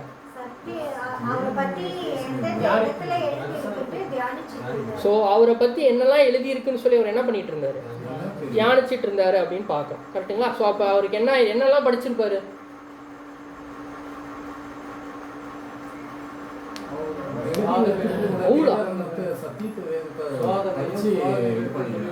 அப்போ வந்து இல்லை, நான் என்ன கேட்குறேன், ஆண்டவராகிய இயேசு கிறிஸ்து பூமிக்கு எதுக்கு வந்தார்? இப்போ நான் வந்து பூமிக்கு வந்திருக்கேன். எனக்கு வந்து இப்போ நான் ஒரு வேலையில் சேர்றேன்னு வச்சுக்கோங்க. ஃபஸ்ட்டு நான் என்ன பண்ணணும் அந்த இடத்துல நான் தெரிஞ்சுக்கணுமா? அப்படி தெரிஞ்சுக்கூடாது. கரெக்டாக? எனக்கு என்ன வேலை? இங்கே நான் எதுக்கு வந்திருக்கேன் அப்படின்ற விஷயத்த நான் என்ன பண்ணணும், முதல்ல தெரிஞ்சுக்கணும். ஸோ அப்போ அந்த விஷயத்த கண்டிப்பாக கிறிஸ்து பூமிக்கு ஒரு நோக்கத்துக்காக வந்திருக்காருன்றத அவர் அறியணுன்றதுக்காக தேவனுடைய ஆவி கொடுக்கப்பட்டுருச்சு. கொடுக்கப்பட்டதுக்கு அப்புறம் அவர் தனியாக 40 நாள் 40 இரவு போய் என்ன பண்ணுவாருன்னு பார்த்தீங்கன்னா, இது வரைக்கும் அவரை பற்றி சொன்ன விஷயங்கள் சொல்லப்பட்டிருந்துச்சா இல்லையா? எங்கெல்லாம் சொல்லப்பட்டிருந்துச்சு?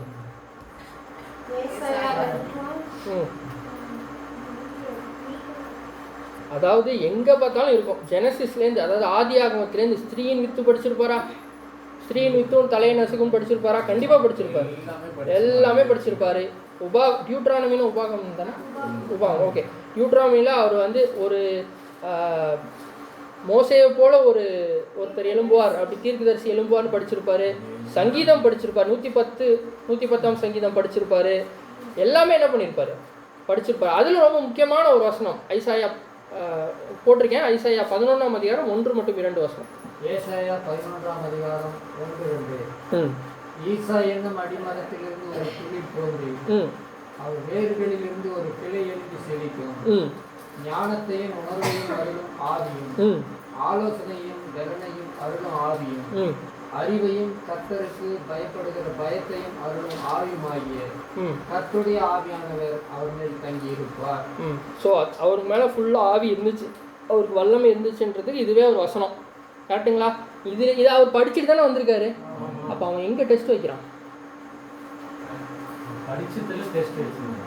அவர் என்ன அவரை பற்றி சொல்லப்பட்டிருக்கோ அந்த விஷயத்தில் உங்களுக்கு தேவனுடைய ஆவி கொடுக்கப்பட்டுருச்சுல, பயன்படுத்தி நீங்கள் கல்ல அப்பம் உங்களுக்கு பசிக்குது, நீங்கள் என்ன பண்ணுங்க,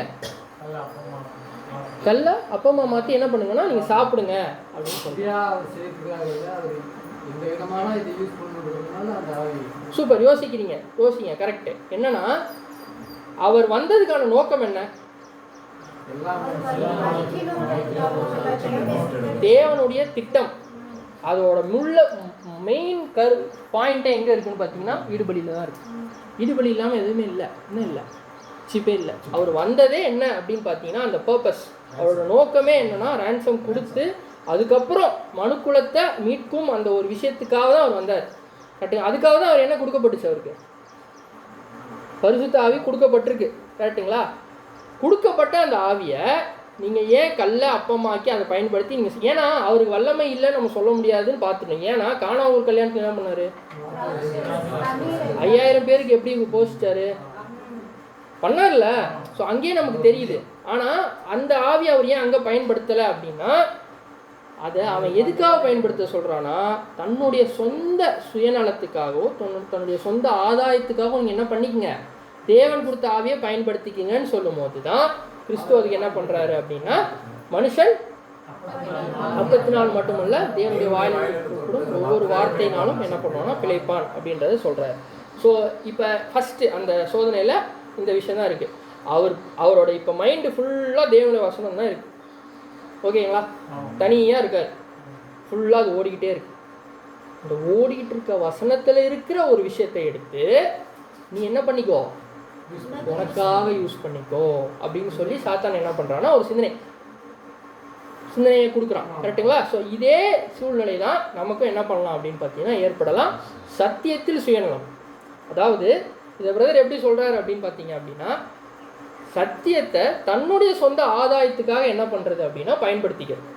இந்த விஷயத்த என்ன பண்ணலாம் அப்படின்னா சில நேரங்களில் நமக்கு என்ன ஆகும் அப்படின்னா ஒரு சோதனையாக வர வாய்ப்பு இருக்குது. இப்போ ஃபார் எக்ஸாம்பிள் நிறைய சூழ்நிலைகள் நான் போடுவேன், அது எல்லாமே நம்மளால் என்ன பண்ண முடியும்னா கம்பேர் பண்ணிக்க முடியும். தேவனுடைய வார்த்தை பிரசங்கிப்பதில் அல்லது கற்பிப்பதில், அதாவது தேவனுடைய வார்த்தையை சொல்லும் போது எல்லாரும் என்ன பண்ணணும், பாராட்டணும். கரெக்டுங்களா? என்னோட வார்த்தையை நான் சொல்லும் போது, தேவனுடைய வார்த்தையை எடுத்து நான் பேசும்போது எல்லாரும் என்ன பண்ணணும், என்ன மகிமை படுத்தணும். கல்ல நான் என்ன பண்ணுறேன், தேவன் கொடுத்த ஆவியை தேவன் கொடுத்த ஆவியை நான் உங்களுக்கு எடுத்து கொடுக்கும்போது அதன் மூலயமா எனக்கு ஒரு ஆதாயம், எனக்கு எதாவது கிடைக்குமா? கரெக்டுங்களா? அந்த ஒரு நோக்கத்தில் நான் பண்ணுறேன் அப்படின்னா அது என்ன சோதனையில் நான் விழுந்ததுக்கு சமம் அப்படின்னு பார்த்தீங்கன்னா, கல்லை நான் என்ன பண்ணுறேன் அப்பமா மாத்துறதுக்கு நான் என்னுடைய சுயநலத்துக்காக தேவனுடைய வார்த்தையும் அவர் கொடுத்த ஆவியை நான் என்ன பண்ணுறேன் பயன்படுத்துகிறேன் அப்படின்றத பார்க்குறேன். ஸோ பாராட்டு, மற்றவங்க கிட்ட ரெக்கக்னிஷன், ஒரு அங்கீகாரம், சகோதர சகோதரிகள் மத்தியில் ஒரு அங்கீகாரம் கிடைக்குன்றதுக்காக நான் ஒரு விஷயத்த பண்ணுறேன், தேவன் கொடுத்த ஆவியை நான் பயன்படுத்துகிறேன்னும் போது அது எதுக்கு தான் ஒப்பாகும் அப்படின்னு பார்த்தீங்கன்னா கல்லை அப்பமா மாற்றத்தை சமம் அப்படின்னு பார்க்கணும். ரெண்டாவது ஆவிக்குரிய வரங்கள். நமக்கு பல்வேறு வரங்கள் கொடுக்கப்பட்டிருக்கும், கரெக்டுங்களா? சில பேருக்கு நல்ல பாடல் பாடுவாங்க, சில பேரால் மியூசிக் என்ன பண்ண முடியும், வாசிப்பாங்க, கரெக்டுங்களா? சகோதர சகோதரி இருக்காங்க, சில பேரை நல்லா எடுத்து சொல்ல எக்ஸ்ப்ளனேஷன் கொடுக்குற அளவுக்கு இருக்கும். சில பேர் டிரான்ஸ்லேட் பண்ணுவாங்க, அதாவது இப்போ இங்கிலீஷில் இருக்கிற ரீஃபரன்ஸையோ இல்லை ஆர்டிகல்ஸையோ தமிழில் என்ன பண்ணலாம், மொழிபெயர்த்து கொடுக்கலாம். இந்த விஷயத்தை பண்ணுற நேரத்தில் பண்ணி தேவனுடைய ஆவினால் அந்த விஷயத்தை பண்ணி கொடுத்துட்டு எனக்கு ஏதாவது என்ன கிடைக்காதா, ஆதாயம் அதில் கிடைக்காதா? ஆதாயம்னா நீங்கள் வந்து லிட்ரலாக பணம் அந்த மாதிரி யோசிக்காதீங்க, எல்லாமே ஆதாயம் தான். உதாரணத்துக்கு அந்த சகோதரர் இதை நான் பண்ணால் என்கிட்ட ரொம்ப பிரியமாக இருப்பார், அதுக்காக நான் என்ன பண்ணுறேன். இப்போ நீங்கள் என்ன எதுவுமே பண்ண மாட்டேங்கிறீங்க, பண்ணுங்க அப்படின்னு சொல்கிறதுக்காக நான் பண்ணுறேன், தேவனுடைய ஆவியை அதுக்காக பயன்படுத்துகிறேன். அப்படின்னா என்ன ஆகுது அப்படின்னா கல்லை நம்ம என்ன பண்ணுறோம், அப்பா அம்மா மாற்றுறதுக்கு தேவனுடைய ஆவியை நம்மளுடைய சுயநலத்துக்காக என்ன பண்ணிக்கிறோம் அப்படின்னா பயன்படுத்திக்கிறோம் அப்படின்ப்பா. அடுத்தது தேவ ஊழியம். சில நேரங்களில் தேவ ஊழியம் பண்ணும்போது கூட என்ன பண்ணலாம் அப்படின்னா நமக்கு இந்த சிந்தனை வர வாய்ப்பு இருக்குது. என்னென்னா நான் என்னோடய சுயநலம், அதாவது என்னோடய சொந்த ஆதாயம், எனக்கு வந்து இந்த இடத்துல ஒரு மகிமை கிடைக்கும் அப்படின்றதுக்காக என்ன பண்ணலாம் அப்படின்னா தேவ ஊழியத்தை பண்ணோன்னாலுமே அது என்ன ஆகும்னா சுயநலம் அப்படின்னு பார்க்குறோம். வேத ஞானம், நல்ல வேத ஞானம் இருக்குது, அதை வந்து கேள்வியாகவே கேட்டுட்ருக்குது இல்லை, என்ன பார்க்குறீங்களா? அதாவது கேள்வியை கேட்டுட்டு அதுக்கான பதிலே சொல்லாமல் நம்ம உலகத்தில் பண்ணுவாங்க பார்த்தீங்களா, எனக்கு தெரியும் உங்களுக்கு தெரில அப்படின்றதுக்காக தேவனுடைய வார்த்தையை பயன்படுத்தணும்னு வைங்க, அதுவும் என்ன சுயநலம் தானே. இப்போ நான் வந்து எனக்கு ஒரு விஷயம் தேவன் வந்து வெளிப்படுத்திட்டாரு, இல்லை சத்தியத்தில் வந்து ஒரு கனெக்ஷன் நான் கண்டுபிடிச்சிட்டேன், இங்கே இருக்கிற வசனத்தில் இங்கே தான் விளக்கம் இருக்குன்னு எனக்கு தெரிஞ்சிருச்சு, அதை எல்லாருக்கும் சொல்கிறதுக்கு தானே வந்திருக்கோம், சகோதர சகோதரிகள் பரிமாற தான் வந்திருக்கோம். கேள்வியை மட்டும் கேட்டு நான் சொல்ல மாட்டேன், கண்டுபிடிங்க. ஓகே, கொஞ்ச நேரம் கொடுத்துட்டு டக்குன்னு என்ன பண்ணணும், அடுத்தது சொல்லணும், அந்த வசனத்தை அவங்களுக்கு என்ன பண்ணணும், அவங்களுக்கு உணர்த்தணும். அதுக்காக தான் சத்தியத்தை ப்ரொக்ளைம் பண்ண தான் நம்ம இந்த பூமியில் இருக்கோம், சத்தியத்தை எடுத்து சொல்ல தான் இருக்கோம், கரெக்டுங்களா? அப்படி இருக்கும்போது நான் சொல்ல மாட்டேன், எனக்கு மட்டும்தான் அது வேணும் அப்படின்னு நினச்சோம் அப்படின்னா அதுவுமே என்ன அப்படின்னு பார்த்தீங்கன்னா சுயநலம் தான் அப்படின்பா. அடுத்து வந்து ஜெபம் மற்றும் ஆராதனை.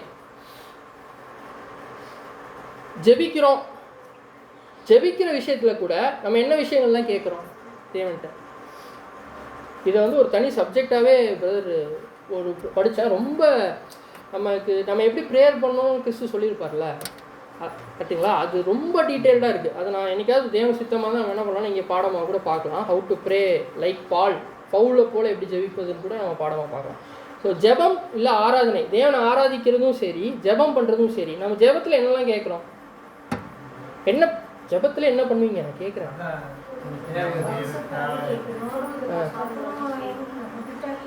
இல்லை தேவனுக்கு உங்களுக்கு என்ன தேவை இல்லை என்ன நடக்குது எல்லாமே அவருக்கு தெரியுங்களா, அப்படி ஜெபிக்கிறோம்.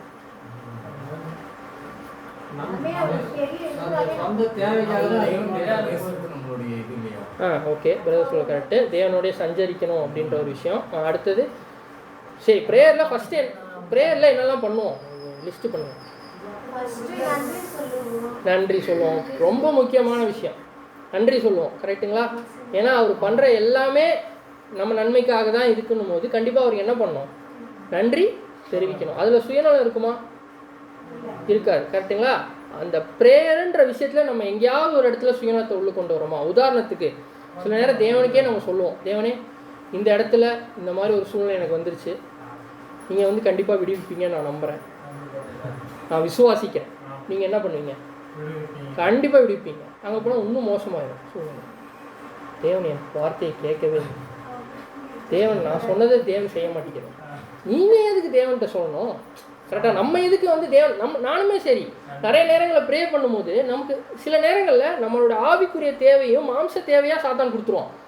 இப்போ நான் இந்த சிந்தனைன்னு சொன்னேன் பார்த்தீங்களா, அந்த சிந்தனை சத்தியத்தில் இருக்கிற ஒரு விஷயத்தையே நம்மளோட சுயநலத்துக்கு யூஸ் பண்ணிக்கிறதுக்கு என்ன பண்ணுறான் சாத்தான், கரெக்டுங்களா? மாத்திரம். ஸோ அப்படி இருக்கும்போது நம்ம ப்ரேயர் பண்ணும்போது கூட யார் கவனிக்கிறாங்க, நம்ம பக்கத்தில் இருக்கிறவங்க கவனிக்கிறாங்களோ இல்லையோ, சாத்தான் என்ன பண்ணிட்டு இருப்பான், நல்லா கவனிப்பான். நம்ம கேட்குற விஷயங்களை ஆவிக்குரிய ரீதியாக நம்ம கேட்குறோமா, இல்லை அதில் மாம்ச விஷயங்கள் இருக்கா அப்படின்ற விஷயத்த அதை நம்ம நோக்கி, இப்போ நான் கேட்குற விஷயம் ஆவிக்குரிய விஷயம் தேவன் கொடுத்துருவாரு, ஆனால் அதை மறந்துட்டு உலகத்துக்குரிய விஷயம் ஒன்று நம்ம கேட்டிருப்போம், அதை கொடுத்துருக்க மாட்டார், அதுக்கு மேல் பேர். அவ்வளோதான், சோதனையை தோட்டாச்சு. என்ன ஆயிடுச்சு, கல்லா அப்பமா ஆக்கிறதுக்கு தேவன்ட்டே நம்ம என்ன பண்ணுறோம், தேவனை எனக்கு ஒன்று தேவை, உங்கள் ஆவியை கொடுங்க, நான் வந்து அதை என்ன பண்ணிக்கிறேன், யூஸ் பண்ணிக்கிறேன் அப்படின்னு சொல்லிட்டு என்ன பண்ணுறோன்னா ப்ரேயரில் பண்ணுறோம். இப்போ நிறைய நேரங்களில் ஒரு பிரச்சனை, இப்போ உலகத்துக்குரிய ஒரு பிரச்சனை வந்துச்சுன்னு வச்சுக்கோங்களேன், அந்த நேரத்தில் நீங்கள் அதை பற்றியே பேசாதீங்க. தேவன் தெரியுமா தெரியாதா, அப்போ ஏன் அவர்கிட்ட சொல்லணும், நீங்கள் அவருக்கு வந்து இன்ஸ்ட்ரக்ஷன் கொடுக்கணும். தேவனுக்கு நம்ம வந்து தேவனை வந்து நீங்கள் இதை பண்ணு, தேவனே இது எனக்கு நடந்துட்டுருக்கு தெரியும்ப்பா, எனக்கு நான் தான் அனுபவிச்சிருக்கேன், அதுலேருந்து நீ ஒன்று கற்றுக்கிட்டு நீ ஆவிக்குரிய வளர்ச்சிக்காக வருவேன்றதான் அதை உனக்கு அனுபவிச்சிருக்கேன், நீ அதையே தேவனே இந்த பாடுகள் யாருக்குமே வரக்கூடாது, எனக்கு மட்டும் வந்திருக்கு அப்படின்னு சொல்லி நம்ம சொல்லிட்டு உட்காந்துருந்தோம்னா, நான் அளவு பண்ணதே நான் தான், அதே திருப்பி என்கிட்ட சொல்லிட்டு எதுக்கு. இப்போ அந்த நேரத்தில் தேவனே இந்த நேரத்தில் புதிய சிஷ்யனை எப்படி வளர்க்கணும், இதை மட்டும் கேட்டு பாருங்க. அவர் என்ன சொல்லுவார்னு பார்த்தீங்கன்னா, அதுக்கான படிநிலை என்ன பண்ணுவார்னா இன்னும் டைட்டாகும். ஆனால் அந்த இடத்துல என்ன நம்ம கற்றுப்போம்னு பார்த்தீங்கன்னா, மாம்சத்தை நம்பாமல் ஆவின்ற விஷயத்தை நோக்கி என்ன பண்ணலாம்னா போகிறதுக்கான வழி இன்னும் நமக்கு என்ன ஆகும்னா உண்டாகும் அப்படின்னு பார்க்குறோம். ஸோ இதுவுமே ரொம்ப முக்கியமாக. அதே மாதிரி தேவனை ஆராதிக்கிறோம் போது தேவனை எப்படிலாம் ஆராதிக்கலாம் அப்படின்னா, இப்போ பாடல்கள் மூலியமா இல்லை எக்லிஷா மூலியமா நம்ம ஆராதிக்கும் போது அது எதுக்காக இருக்கணும் அப்படின்னா, என்னுடைய நலத்துக்காக, நான் நல்லா இருக்கணும், என்னுடைய விஷயங்கள் நல்லா இருக்கணும்ன்ற மைண்ட் செட்டில் நம்ம என்ன பண்ணக்கூடாதுன்னா தேவனை ஆராதிக்கக்கூடாது அப்படின்ற ஒரு விஷயத்தை நம்ம என்ன பண்ணலாம்னா பார்க்கலாம். ஸோ புரியுதுங்களா? ஃபஸ்ட்டு சோதனை, அதாவது புதிய சிருஷ்டி தேவன் கொடுத்த ஆவியை தன்னுடைய சுயநலம், அதாவது மாம்சத்தின் பலவீனங்களுக்காகவோ இல்லை மாம்சத்தின் இச்சைகளை நிறைவேற்றுவதற்காகவோ என்ன பண்ணக்கூடாதுன்னா அது பயன்படுத்திக்க கூடாது அப்படின்ற விஷயத்த என்ன பண்ணுறோன்னா இங்கே பார்க்குறோம். இதுக்கு தான் கிறிஸ்து ரிப்ளை பண்ணுறாரு. இந்த ரிப்ளை சாத்தானுக்கு சொல்கிறாரோ இல்லையோ, நமக்கு சொல்கிறது தெளிவாக இருக்கும், நமக்கு சொல்கிற மாதிரியே இருக்கும். வாசிங்க 4ஆம் அதிகாரம் 4ஆம் வசனம். அவர் பிரதித்திரமாக மனுஷன் அப்பத்தினாலே மாத்திரமல்ல தேவனுடைய வாயிலிருந்து புறப்படுகிற ஒவ்வொரு வார்த்தைகளும் குறைப்பான் என்று இருக்கிறதே என்றார். இப்போ நம்மளுடைய புதிய சிருஷ்டிக்கு மட்டும்தான் நித்திய ஜீவன் இல்லை சாகாமை அழியாமை என்ன பண்ணப்படும்னா கொடுக்கப்படும். கரெக்டாக? மாம்சம் என்ன போகுது, அப்போ மாம்சத்துக்குரிய காரியங்களை அப்பங்களை நம்ம நோக்கி அதனால் எனக்கு வந்து ஐயோ இது இப்படி நடந்துருச்சு, அது எனக்கு நடந்துருச்சு அப்படின்னு நம்ம யோசிச்சுட்டு இருந்தோம்னா கரெக்டா அப்படின்னு பார்த்தீங்கன்னா கிடையாது. ஏன்னா அதனால தான் சொல்கிறாரு, நீ வெறும் அப்பத்தினால பிழைக்க போகிறது இல்லை, இந்த பூமியில் நீ என்ன சேர்த்து வச்சாலும் சரி, என்ன காரியங்களை நீ வந்து சகோதர சகோதரிகளாக இருக்கட்டும், குடும்பங்களாக இருக்கட்டும், பிள்ளைகள் யாரை சேர்த்து வச்சாலும் சரி, ஒரு நாள் என்ன தான் போகிறோம், இப்படிதான் போகிறோம். ஆனால் தேவனுடைய வார்த்தையினால் வளர்க்கப்படுற புதிய சிருஷ்டி மட்டும்தான் என்ன பண்ணும், நிலைச்சு நிற்கும். ஸோ அதனால தான் பிழைப்பு அப்படின்றது லைஃப் லாங் ஒரு லைஃப் இருக்க போகுதுன்னா யாருக்கு மட்டும்தான், புதிய சிருஷ்டிக்கு மட்டும்தான். ஸோ அதுதான் இங்கே சொல்கிறாரு, அப்பத்தினால் மட்டும் அல்ல, இந்த பூமியில் கிடைக்கிற விஷயங்களால் மட்டும் நீ என்ன பண்ண மாட்ட, பிழைக்க மாட்ட, தேவனுடைய வாயிலிருந்து புறப்படும் ஒவ்வொரு வார்த்தையினால தான் பிழைப்ப அப்படின்ற விஷயம் பார்க்குறோம். ஸோ இது வந்து நமக்கு சொன்ன ரொம்ப முக்கியமான ஒரு ஃபஸ்ட்டு டெம்டேஷன் அப்படின்றத பார்க்குறோம். ஸோ ரெண்டாவது மத்தேயு 4ஆம் அதிகாரம் 5ஆம் வசனம். அப்பொழுது பிசாசு அவரை பரிசுத்த நகரத்திற்கு கொண்டு போய் தேவாலயத்து குதிரையின் மேல் அவரை நிறுத்தி, நீ தேவனுடைய குமாரனே ஆனால் தேவனுடைய குமாரனே ஆனால் காலகிரியின் ஏனெனில் நம்முடைய தூதர்களுக்கு உம்மை குறித்து கட்டளையிடுவார், உமது பாதம் கல்லில் இடராதபடிக்கு அவர்கள் உம்மை கைகளினால் ஏந்தி கொண்டு போவார்கள் என்பதாய் எழுதியிருக்கிறது என்று சொன்னார். ஸோ இப்போ ஃபஸ்ட்டு பார்த்துட்டோம், அவர் என்ன நிலைமையில் இருந்தார் அப்படின்னு பார்த்துட்டோம். அவர் மைண்டில் என்ன தான் ஓடிட்டு இருக்கு, என்னெல்லாம் சொல்லியிருக்கோ அது எல்லாமே அவர் மைண்டில் ஓடிட்டு இருக்கு. தேவனுடைய திட்டம் முழுசாக அவர் மைண்டில் ஓடிட்டு இருக்கு. இப்போ அந்த திட்டத்தையே எடுக்கிறான். புரியுதுங்களா? அது ஃபஸ்ட்டு பாயிண்ட்டு, சுயநலத்துக்காக பயன்படுத்திக்கிங்க அப்படின்னு சொன்னால். ரெண்டாவது, தேவனுடைய திட்டத்தையே எடுத்து, தேவன் இப்போ எனக்கு கொடுக்கப்பட்ட வாக்குத்தத்தத்தையே எடுத்து இங்கே பார் என்ன பண்ண இருக்கு சொல்லியிருக்கே, நீ என்ன பண்ணலாம், பண்ணலாமே அப்படின்னு சொல்லி என்ன பண்ணுறாரு அப்படின்னா சாத்தான் இங்கே சொல்கிறான்னு பார்க்குறோம். இதை வந்து ஏன் சாத்தான் இந்த அப்ரோச்சை மேற்கொண்டாருன்னு பார்த்தீங்கன்னா, முதலாவது ஃபஸ்ட்டு இதில் வந்து அவனுக்கு நல்லா தெரிஞ்சிருச்சு கிறிஸ்து என்ன நிலைமையில் இருக்கார் அப்படின்னு பார்த்தீங்கன்னா, ஃபுல்லாக வந்து வேதத்தை தியானித்து ஃபுல்லாக அவர் மைண்டில் இருக்குது. அந்த வேதத்தை அந்த புதிய சிருஷ்டியும் அப்படி தானே இருக்கும், அப்படி தானே இருக்கும். புதிய சிருஷ்டி தேவனுடைய வார்த்தையினால தான் பிழைக்கும். ஸோ அதனால் அந்த வார்த்தையை நமக்குள்ளே ஃபுல்லாக நிறைஞ்சிருக்கும் போது இந்த மாதிரி ஒரு சூழ்நிலை வந்து நமக்கும் என்ன ஆகும்னா ஏற்படும். அதே மாதிரி கிறிஸ்துக்கு வந்திருக்கு. அந்த நேரத்தில் அவர் என்ன பண்ணியிருக்காருன்னா, கண்டிப்பாக இந்த இருங்களேன், இதை ரொம்ப ப்ராக்டிக்கலாக யோசிப்போம். இப்போ எனக்கு இது எப்படி உருவாயிருக்குன்னா, இப்போ நான் உதாரணத்துக்கு கிறிஸ்து நடந்து போயிட்டுருக்காரு பாலைவனத்தில், ஓகேவா? அவரோட சிந்தனை எப்படி இருந்திருக்குன்னா, கல்லை பார்த்துருப்பார். டக்குன்னு அந்த சிந்தனை வந்து இப்போ தான் அவன்கிட்ட பவர் இருக்குல்ல, நீ என்ன பண்ணலாம், கல்லை வந்து அப்பா அம்மா ஆக்கலாம்ல, தேவனுடைய வல்லமை அவன்கிட்ட இருக்குல்ல அப்படின்ற அந்த சிந்தனை அவருக்கு என்ன இருக்கும், வந்திருக்கும். உடனே அந்த சிந்தனை எப்படி அடிக்கிறாரு, இந்த விஷயத்துக்காக நான் என்ன பண்ண மாட்டேன், பயன்படுத்த மாட்டேன். மனுஷன் 44 மாத்திரமல்ல என்னுடைய வாயில் பிறக்கும் ஒரு வார்த்தை. அவரோட சிந்தனை, அவரோட மனசுக்குள்ளே வர சிந்தனையே என்ன ஆகுதுன்னா அவருக்கு எதிரே ஆகுது.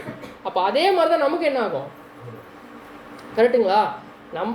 சில நேரங்களில் வேதத்தின் வசனத்தையே எடுத்து, இப்போ உதாரணத்துக்கு நான் சொல்கிறேன் பாருங்கள், யாரும் தவறாக எடுத்துக்க வேண்டாம். இப்போ பாடம் ஆரம்பிக்கிறோம், கரெக்டுங்களா? ஆரம்பிக்கும் போது எனக்குள்ளே ஒரு சிந்தனை வருது, எல்லாரும் வந்துட்டு ஆரம்பித்தா நல்லா இருக்கும்ல. உதாரணத்துக்கு கேட்குறேன், சப்ஜெக்ட் ஆரம்பிக்கும் போது சபை மக்கள் எல்லாருமே இங்கே வந்துட்டு அப்புறம் ஆரம்பித்தா கரெக்டாக தானே இருக்கும். இல்லை, எல்லாருமே சத்தியம் கேட்கணுன்றது நல்ல நோக்கம் தானே இருந்து, அது வந்து சத்தியத்தின் அடிப்படையில் எல்லாருமே சத்தியத்தை அறியணுன்றது கரெக்டான நோக்கம் தானே. ஆனால் தேவன் நீதிப்படி 10 மணிக்கு நான் சப்ஜெக்ட் ஸ்டார்ட் பண்ணணுன்றது நம்மளுடைய தேவனை வெயிட் பண்ண வைக்கக்கூடாதுன்றது விஷயம். ஆனால் எல்லாரும் வரட்டும், என்ன பண்ணுவோம், அது தப்பு தானே. ஸோ இந்த விஷயத்தை தான் சாத்தான் பயன்படுத்துவான்னு சொல்கிறேன். ரெண்டுமே சத்தியத்தில் தான் இருக்கும், அது ஒரு பாட்டை மட்டும் எடுத்து காட்டுவான், அதில் பின்னாடி என்ன இருக்காது அப்படின்னு பார்த்தீங்கன்னா இன்னொரு விஷயத்த காட்ட மாட்டான் அப்படின்னு பார்க்குறோம். ஸோ அது போல் தான் இங்கே என்ன பண்ணியிருக்காரு அப்படின்னா காட்டியிருக்காரு. அதில் வந்து நீ தேவனுடைய குமாரனானால் தாழ குதியும், ஏனெனில் தம்முடைய தூதர்களுக்கு உம்மை குறித்து கட்டளையிடுவார். என்னன்னா அவங்கள காலில் ஏந்திக்கு. இது எங்கே இருக்குது வசனம்? கரெக்டு, 11. ஆக்சுவலி 11 மற்றும் 12 வாசிச்சிருங்க. சங்கீதம் 91ஆம் சங்கீதம் 11 மற்றும் 12. சங்கீதம் 91ஆம் சங்கீதம் வசனம் 11, 12. உன் வழிகளில் எல்லாம் உன்னை காக்கும்படி உனக்காக தம்முடைய தூதர்களுக்கு கட்டளையிடுவார். உன் பாதம் கல்லில் இடராதபடிக்கு அவர்கள் உன்னை தங்கள் கைகளில் ஏந்தி கொண்டு போவார்கள்.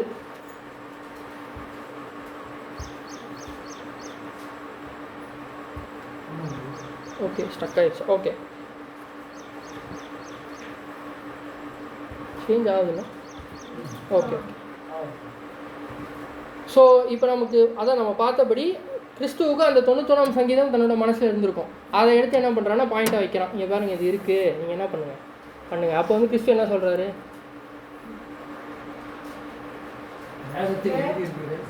இல்லை அது ஓகே, என்ன எழுதியிருக்குன்னாரு சாத்தான்னு சொல்லிட்டான் வேதத்தில். அதுக்கு வந்து பதில் சொன்னான். மத்திய 4:7 நினைக்கிறேன், வாசிங்க. 7 தான். அதற்கு இயேசு, உன் தேவனாகிய கர்த்தரை பரீட்சை பாராதிருப்பாயாக என்றும் எழுதியிருக்கிறது என்றார். ஸோ உன் தேவனாகிய கர்த்தரை என்ன பண்ணாத, பரீட்சை பாராதிருப்பாயாக. இது எப்படி நமக்கு பொருந்தும் அப்படின்னு யோசிக்கிறீங்க? நம்ம எந்தெந்த விஷயங்கள்லாம் பரீட்சை பார்க்குறோம்?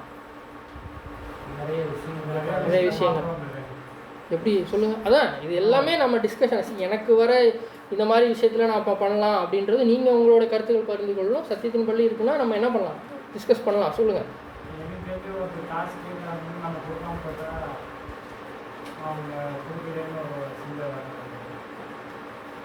இதுக்கும் தேவனை பரீட்சை பாடுறதுக்கும் என்ன ரிலேஷன் அப்படின்னு தெரில. பட் ஃப்யூச்சரில் பார்ப்போம், நீங்கள் சொல்கிற விஷயத்தையும் பார்ப்போம். இதில் மெயினாக நம்ம என்ன பண்ணலாம் அப்படின்னா, நம்ம புதிய சிருஷ்டிகளாக சில நேரங்களில் நம்ம என்ன பண்ணுவோம்னா அனுமானிப்போம். அதாவது அனுமானிப்போம், தமிழில் ப்ரிசம்ஷன், இங்கிலீஷில் ப்ரிசம்ஷன் சொல்லுவோம். அதாவது இப்படி தான் இருக்கும்னு சொல்லி நம்மளே என்ன பண்ணிப்போம், நினைச்சுப்போம், அனுமானிச்சுப்போம். கரெக்டுங்களா? உதாரணத்துக்கு உடல் நலத்தை எடுத்துக்கங்க. எல்லாருக்கும் உடல் நலம், உடல் இருக்குல்ல, உடலில் தானே புதிய சிருஷ்டி வச்சுருக்கீங்க. உடல் இருக்குன்னா எல்லாம் பயப்படுறீங்க, எல்லாம் உடல் இருக்குது. சரி, புதிய சிருஷ்டி எல்லோரும் வச்சுரு மண்பாண்டத்தில் தான் பெற்றிருக்கோம், ஓகேங்களா? எக்லீஷாவுக்கு வரணும். பயங்கர மழை, ஓகேவா, பயங்கரமாக மழை ஊற்றுது. நான் வந்து மலைக்கு எக்லீஷா கிளம்புறதுக்கு முன்னாடியே மழை வந்துருச்சு. இப்போ சில இது தூக்கம் அப்படின்ற ஒரு விஷயம் வந்துக்கிட்டு இருக்குது. அதை மட்டும் என்ன பண்ணுவோம்னா தூக்கி போட்டுருங்க, போட்டு ஃபோக்கஸ் பண்ணுங்கள். மாம்ச பலவீனங்களை தூக்கி போட்டு நம்ம பாடத்தில் ஃபோக்கஸ் பண்ணுங்கள். ஸோ அதன் அடிப்படையில் நமக்கு மழை வந்துருச்சு, கிளம்புறதுக்கு முன்னாடியே வந்துருச்சு. என்ன பண்ணணும்?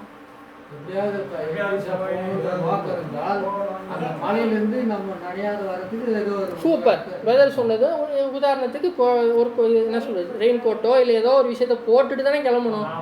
தேவன் பார்த்துப்பேன். மழையானாலும் புயலானாலும் நான் என்ன பண்ணுவேன், போய் நிற்பேன். அங்கே போய் ஃபுல்லாக நனைஞ்சு போய் சப்ஜெக்ட் கேட்க முடியுமா? கரெக்டா? அனுமானிக்கிறது, தேவனை சோதிக்கிறது. தேவன் நீங்கள் பண்ணுவீங்க. நான் இப்போ போனேன்னா என் மேலே மட்டும் என்ன ஆகாது, மழை ஊற்றாது. நான் அப்படியே போவேன் வண்டியில். ரோட்டில் இருக்க கார் பஸ்லாம் நவுந்துடும், டைமுக்கு போயிடுவேன். கிளம்புனது 3 நிமிஷத்தில் ஒரு எக்லீஷா இது 10 மணினா 10:58 கிளம்பிட்டேன், 9:58 கிளம்பிட்டேன். 2 நிமிஷத்தில் இருப்பேன். 20 கிலோமீட்டர் தூரத்தில் இருந்தாலும் 2 நிமிஷம் தேவனை நாங்கள் போய் விட்டுருவார். எல்லா பஸ்ஸு வேன் கார்லாம் தனியாக வந்துடும், தேவன் பார்த்துப்பார். இதெல்லாம் எங்கே தான் அங்கே பேசுவோம், எங்கே பாபிலோனில். கரெக்டாக? இது நடக்குமா? இங்கே ரியாலிட்டியில் நடக்குமா? நடக்காது. நீங்கள் தான் வந்து என்ன பண்ணணும்னா எக்லீஷா கரெக்ட் டைமுக்கு வரணும், இல்லை ஒரு விஷயத்த பண்ணணும் தேவனுக்காகனா அதுக்கு முன்னாடியே பிளான் பண்ணி அதை என்ன பண்ணணும்னா ப்ரிப்பேர் பண்ணணும். இப்போ மழை உதாரணத்துக்கு மழை வந்து போயிட்டு இருக்குமோ வந்துருச்சு, அப்போ என்ன பண்ண முடியாது, அது ஒன்றும் பண்ண முடியாது. தேவன் அலோவ் பண்ணிட்டாரு. அந்த நேரத்தில் நீங்கள் வந்து ஒன்றும் ஆனால் ஒரு பாருப்பா மழை வருதுன்னு முதலே காட்டிட்டார். உங்களுக்கு காட்டிட்டாருன்னா ஓகே, நான் போய் சப்ஜெக்ட் கேட்கணும், நான் ஃபுல்லாக கவர் பண்ணிட்டு எனக்கு போனால் தான் எனக்கு கேட்க முடியும்னு எனக்கு தெரிஞ்சோம். நான் அப்படின்னு மழையானாலும் வெயிலானாலும் கிறிஸ்து என்னை பார்த்துப்பாரு, தேவன் என்னை மூடிப்பாருன்னு சொல்லிட்டு நான் பாட்டு போனேன்னா அங்கே நடிக்கிட்டு போய் நின்று சப்ஜெக்டும் கேட்க முடியாது. ஒரு வாரம் படுத்துருவோம், ஃபீவர் வந்துடும். தேவன் ஏன் என்னை சோதிக்கிறான்னு தெரியல. அப்போ உனக்கு தான் நான் முதலே சொன்னேன்ல, கரெக்டா?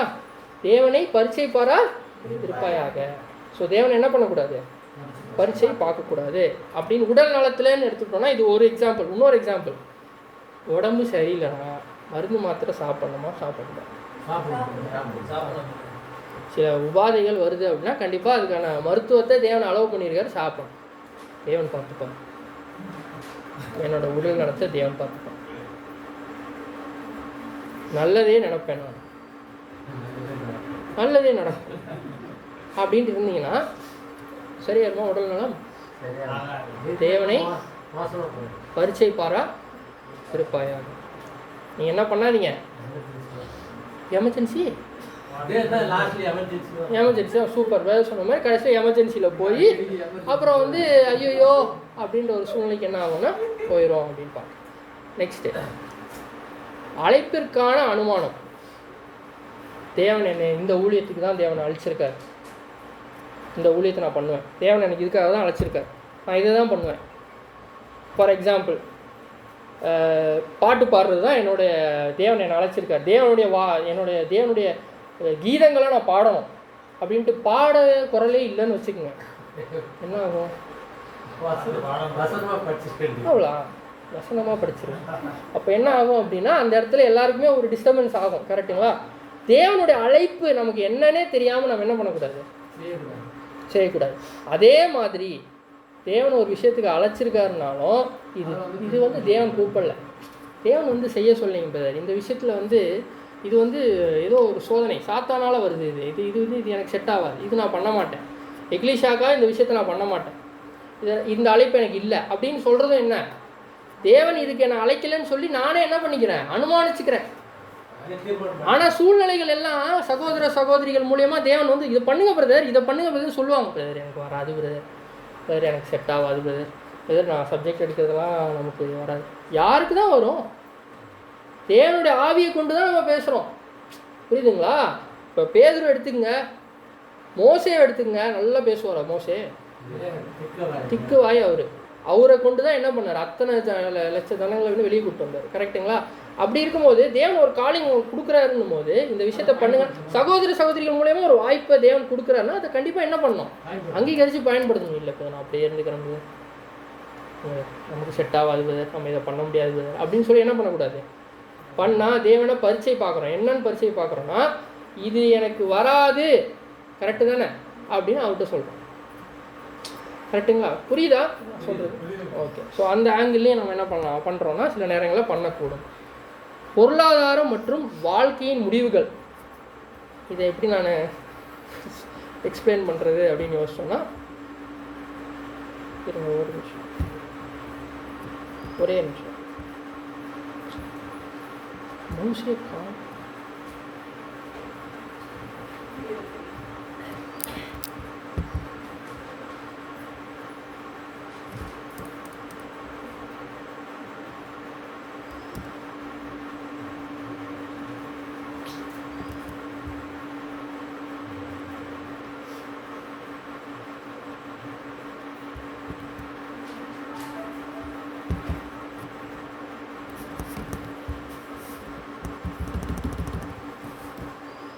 ஒரே நிமிஷம் மன்னிச்சிருங்க.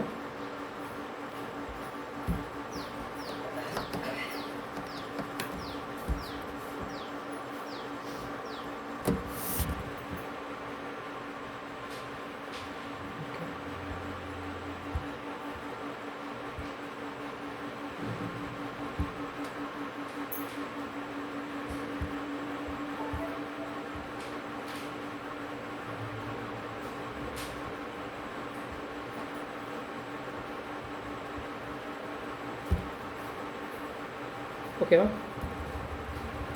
ஓகே. என்ன ஆயிடுச்சுன்னா என்னோடய மவுஸ் பாயிண்டரே காணாமல் போயிடுச்சு, அதான் கஷ்டமாக. ஓகே.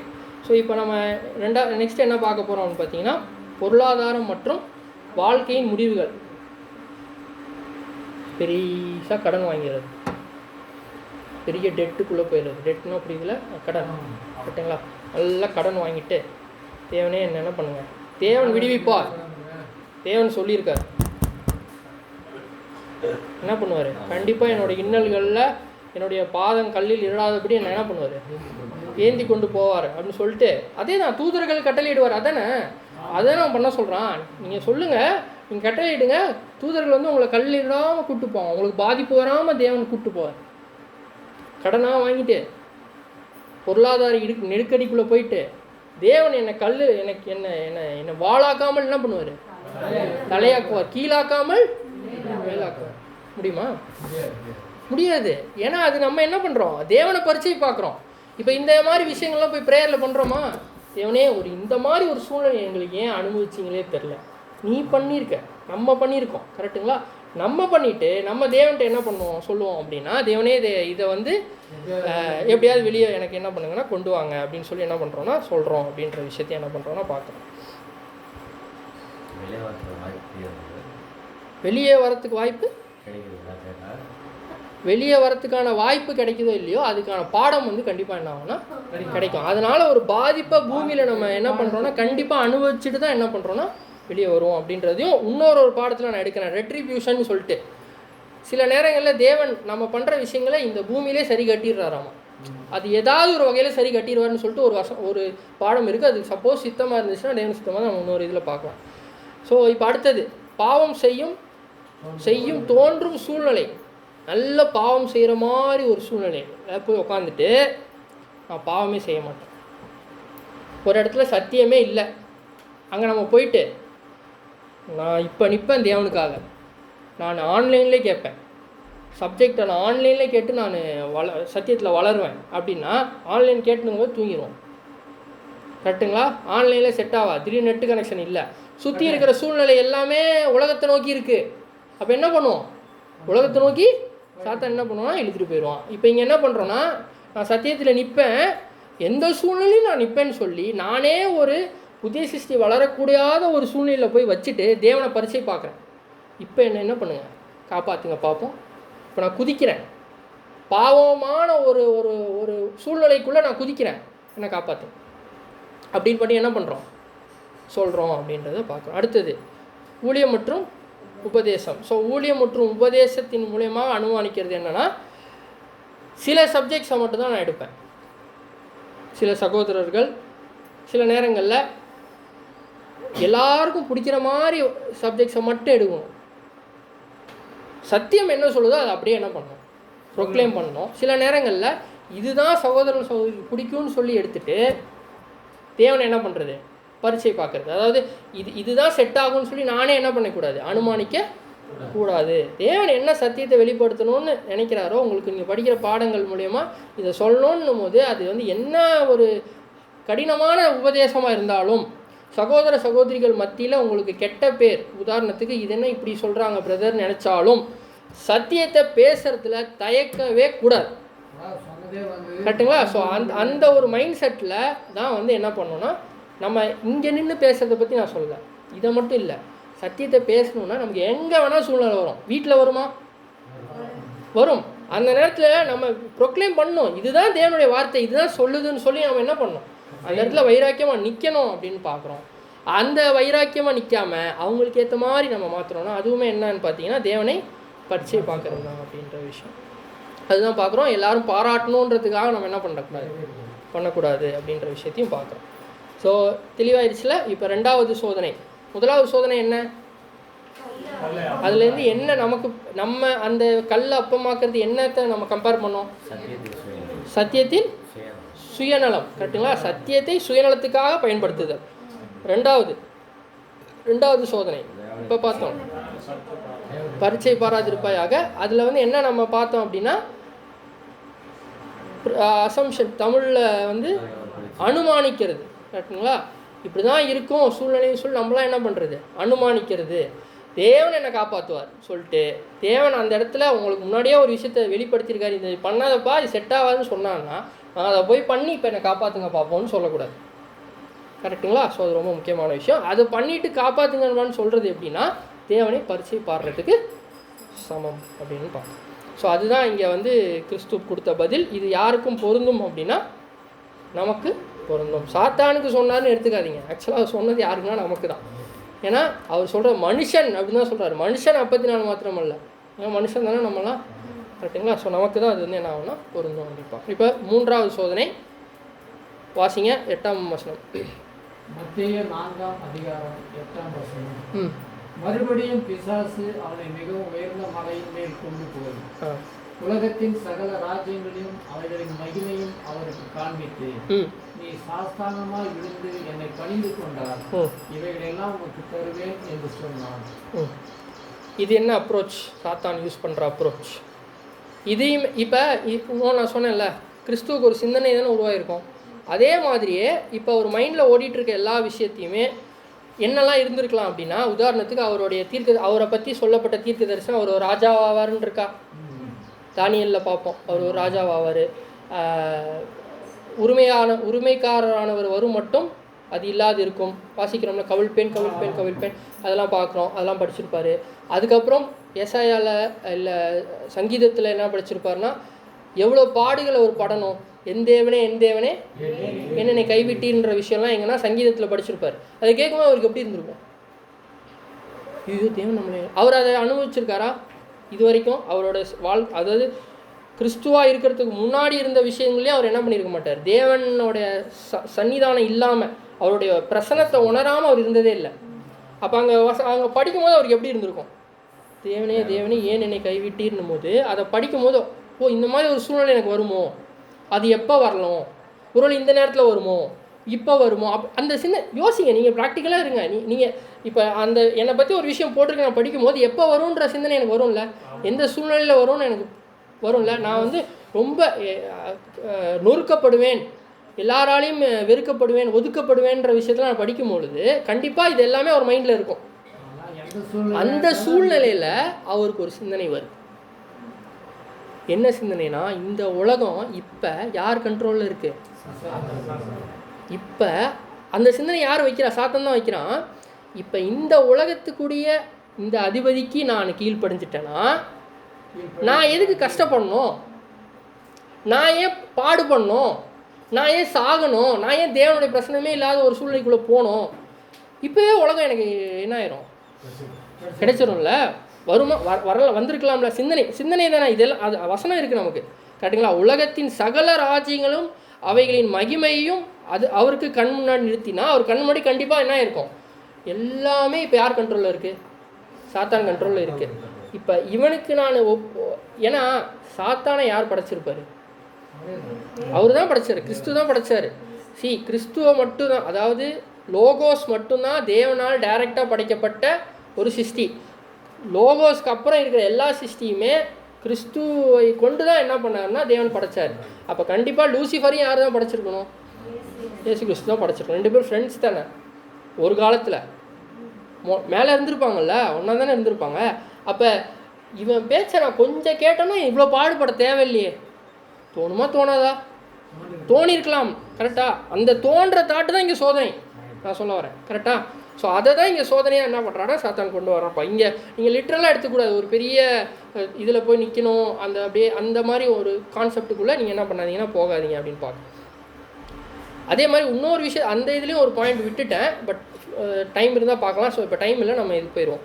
இப்போ 9ஆம் வசனம் வாசிங்க. நீர் சாஷ்டாங்க வாசிங்க. சாஷ்டாங்கமாய் விழுந்து என்னை பணிந்து கொண்டார், இவைகளையெல்லாம் உனக்கு தருவேன் என்று சொன்னார். ஸோ இந்த எல்லாமே உனக்கு கொடுத்துட்றேன், நீ என்ன பண்ண தேவையில்ல, இவ்வளோ கஷ்டத்தை பட தேவையில்லை, இவ்வளோ விஷயத்தையும் என்ன பண்ண தேவையில்ல, பட தேவையில்லை அப்படின்ற ஒரு விஷயத்த என்ன பண்ணுறான்னா சாத்தான் அங்கே கொண்டு வரான் அப்படின்ற ஒரு விஷயத்த பார்க்குறோம். ஸோ இதை படிக்கும் போதே கிறிஸ்து இதுக்கு வந்து கிறிஸ்து என்ன பதில் கொடுத்தாரு?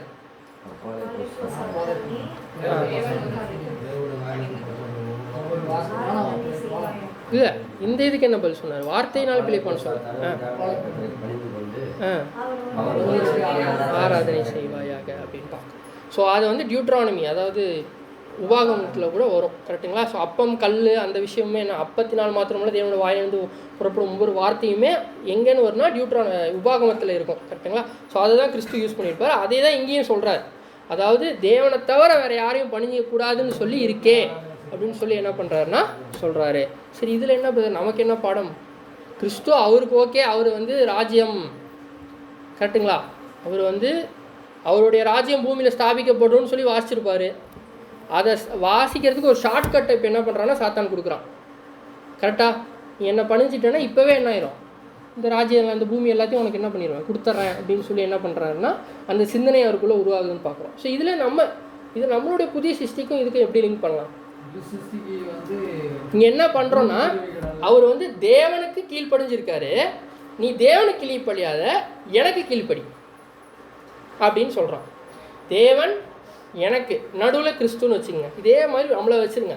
2 விஷயம் இருக்குது, அப்படி யோசிங்க. இப்படி தான் நம்ம சப்ஜெக்ட்ஸை படிக்கணும். ஒவ்வொரு பாடமுமே நம்ம படிக்கணும். நமக்கு இதில் என்ன பாடம்னா இப்படி தான் யோசிப்போம். ஸோ அந்த ஆங்கிளில் பார்த்தோம் அப்படின்னா காம்ப்ரமைஸ் பண்ணுறது, அதாவது சமரசம், உலகத்திற்கும் சத்தியத்திற்கும் சமரசம் செய்தல். அதாவது கொஞ்சோன்னு உலகத்துக்கும் அப்படி சத்தியத்துக்கும் என்ன அப்படி, கரெக்டுங்களா? சமரசம், அதாவது எல்லாமே விட்டுறணும்னு இல்லை பிரதர், கொஞ்சம் உலகத்துலேயும் என்ன பண்ணணும் இருக்கணும்ல அப்படின்ற ஒரு சிந்தனை டிஃபால்ட்டாக எல்லாருக்குமே, நமக்கு எல்லாருக்குமே என்ன ஆகுது, வருதா வரலையா?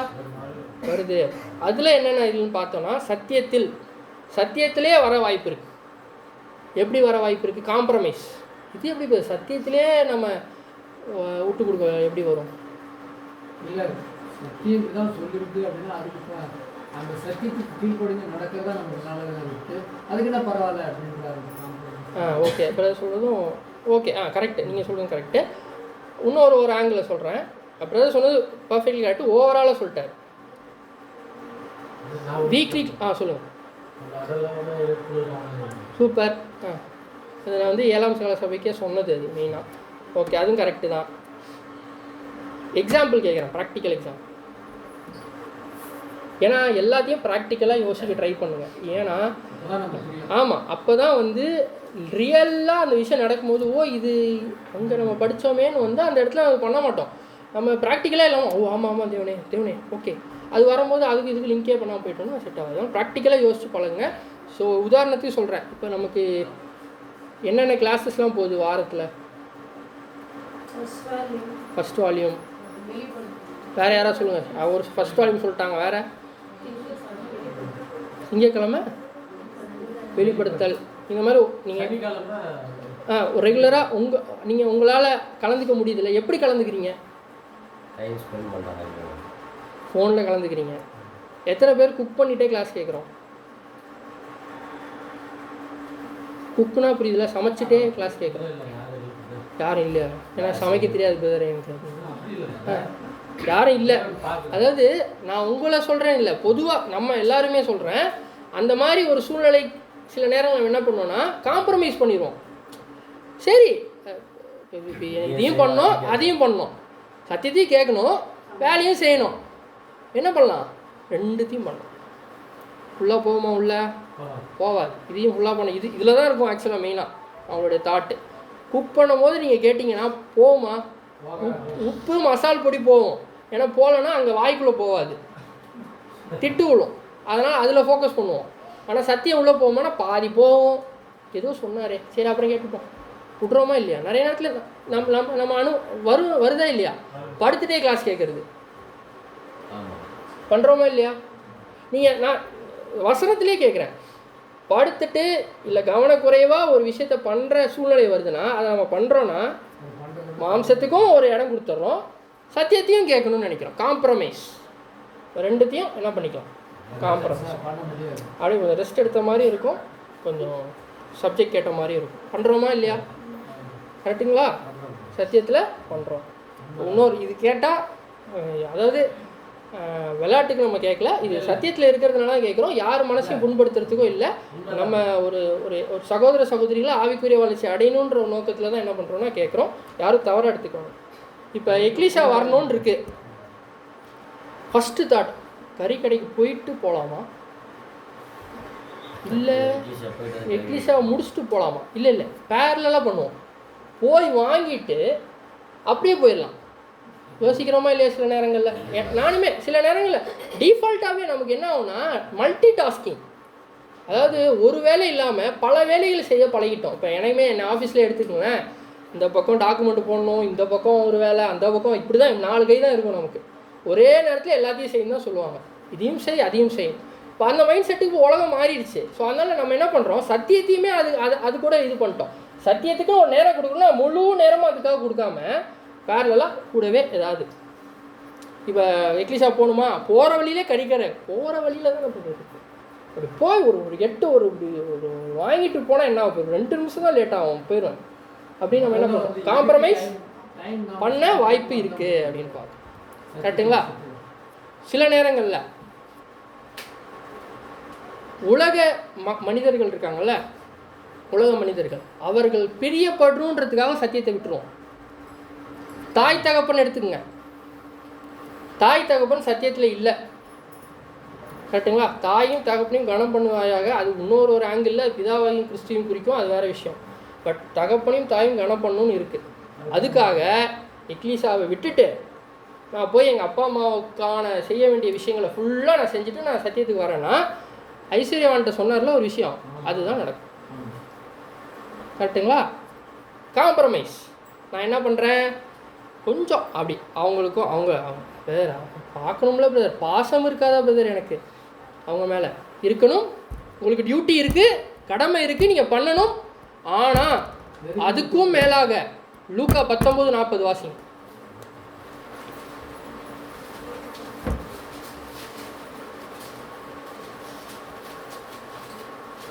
லூக்கா 19ஆம் அதிகாரம் 40ஆம் வசனம். அவர்களுக்கு அவர் பிரதியுத்தரமாக, இவர்கள் பேசாமல் இருந்தால். ஒரே நிமிஷம், மத்தேயு 10:37. மத்தேயு 10ஆம் அதிகாரம் 37ஆம் வசனம். தகப்பனையாவது தாயையாவது என்னிலும் அதிகமாய் நேசிக்கிறவன் எனக்கு பாத்திரன் அல்ல, மகனையாவது என்னிலும் அதிகமாய் நேசிக்கிறவன் எனக்கு பாத்திரன் அல்ல. ஏன் இதை சொன்னாரு? ரொம்ப கொடூரமா இல்லையா? அதாவது கொஞ்சம் இல்லை, இப்போ உதாரணத்துக்கு ரொம்ப டிஃபால்ட்டாக படிக்கிறவங்களுக்கு என்ன என்னை விட அதிகமாக நேசிக்கிறவன் எனக்கு பாத்திரம் இல்லைன்னு ஏன் சொல்கிறாரு?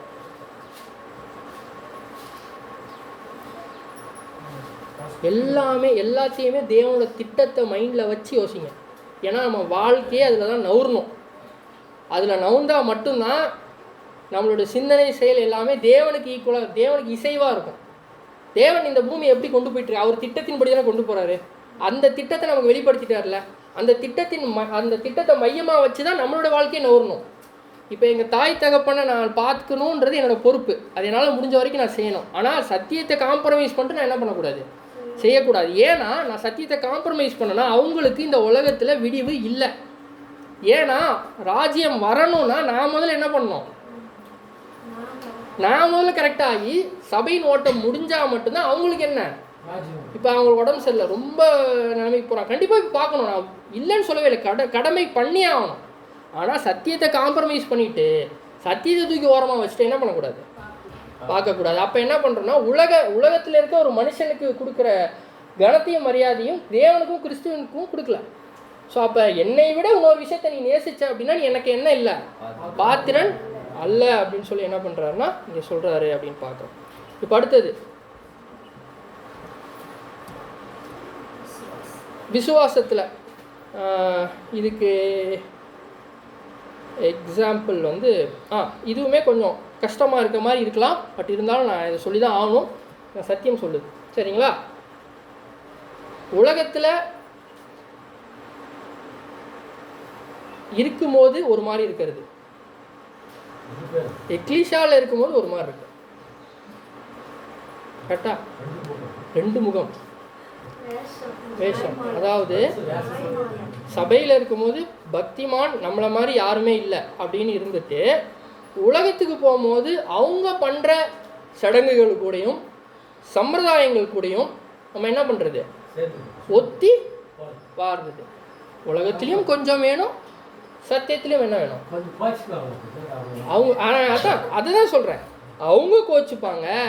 பிதாவாகிய தேவனும் கிறிஸ்துவை விட இந்த மனுஷன் கோச்சிக்கிறது தான் எனக்கு முக்கியம்னு நம்ம சொன்னோம்னா காம்ப்ரமைஸ் பண்ணுறோம். கரெக்டுங்களா? இது என்ன பண்ணுறோன்னா இப்போ கிறிஸ்துவுக்கு என்ன காட்டினா உலகத்தை எல்லாத்தையும் காட்டி எனக்கு நீ கொஞ்சம் டைம் கொடுத்தனா இது எல்லாத்தையும் உனக்கு கொடுக்குறேன்னு சொன்னான். கரெக்டாக? இப்போ அதே மாதிரி நம்மளும் ராஜ்யத்தை நோக்கி தான் ஓடுறோம். என்ன ராஜ்யம்? கிறிஸ்துவின் ராஜ்யம்.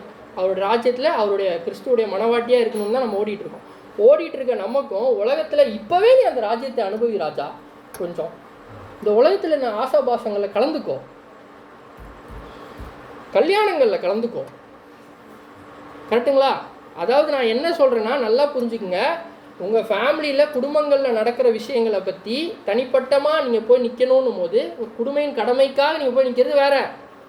சத்தியத்தை காம்ப்ரமைஸ் பண்ணிவிட்டு எக்லீஷாவை காம்ப்ரமைஸ் பண்ணிவிட்டு நம்ம போய் பண்ணுற விஷயங்களை பற்றி மட்டும்தான் என்ன பண்ணுறேன் இங்கே பேசுகிறோம். இப்போ உதாரணத்துக்கு எக்லீஷாவுக்கு இப்போ எக்லீஷாவுக்கு போகணுன்னும் போது அதே நேரத்துலையோ இல்லை அதுக்கு முன்னாடியோ ஒரு கல்யாணம் இருக்குது. கரெக்டுங்களா? ஃபார் எக்ஸாம்பிள் சொல்கிறேன், ஒரு கல்யாணம் இருக்குது. கல்யாணத்துக்கு தான் ரெடி ஆகும். கரெக்டாக? எக்லீஷாவுக்கு ரெடி ஆகும், கல்யாணத்துக்கு தான் ஃபோக்கஸ். போய் கல்யாணத்தை அட்டன் பண்ணி கண்டிப்பாக லேட் ஆகும்.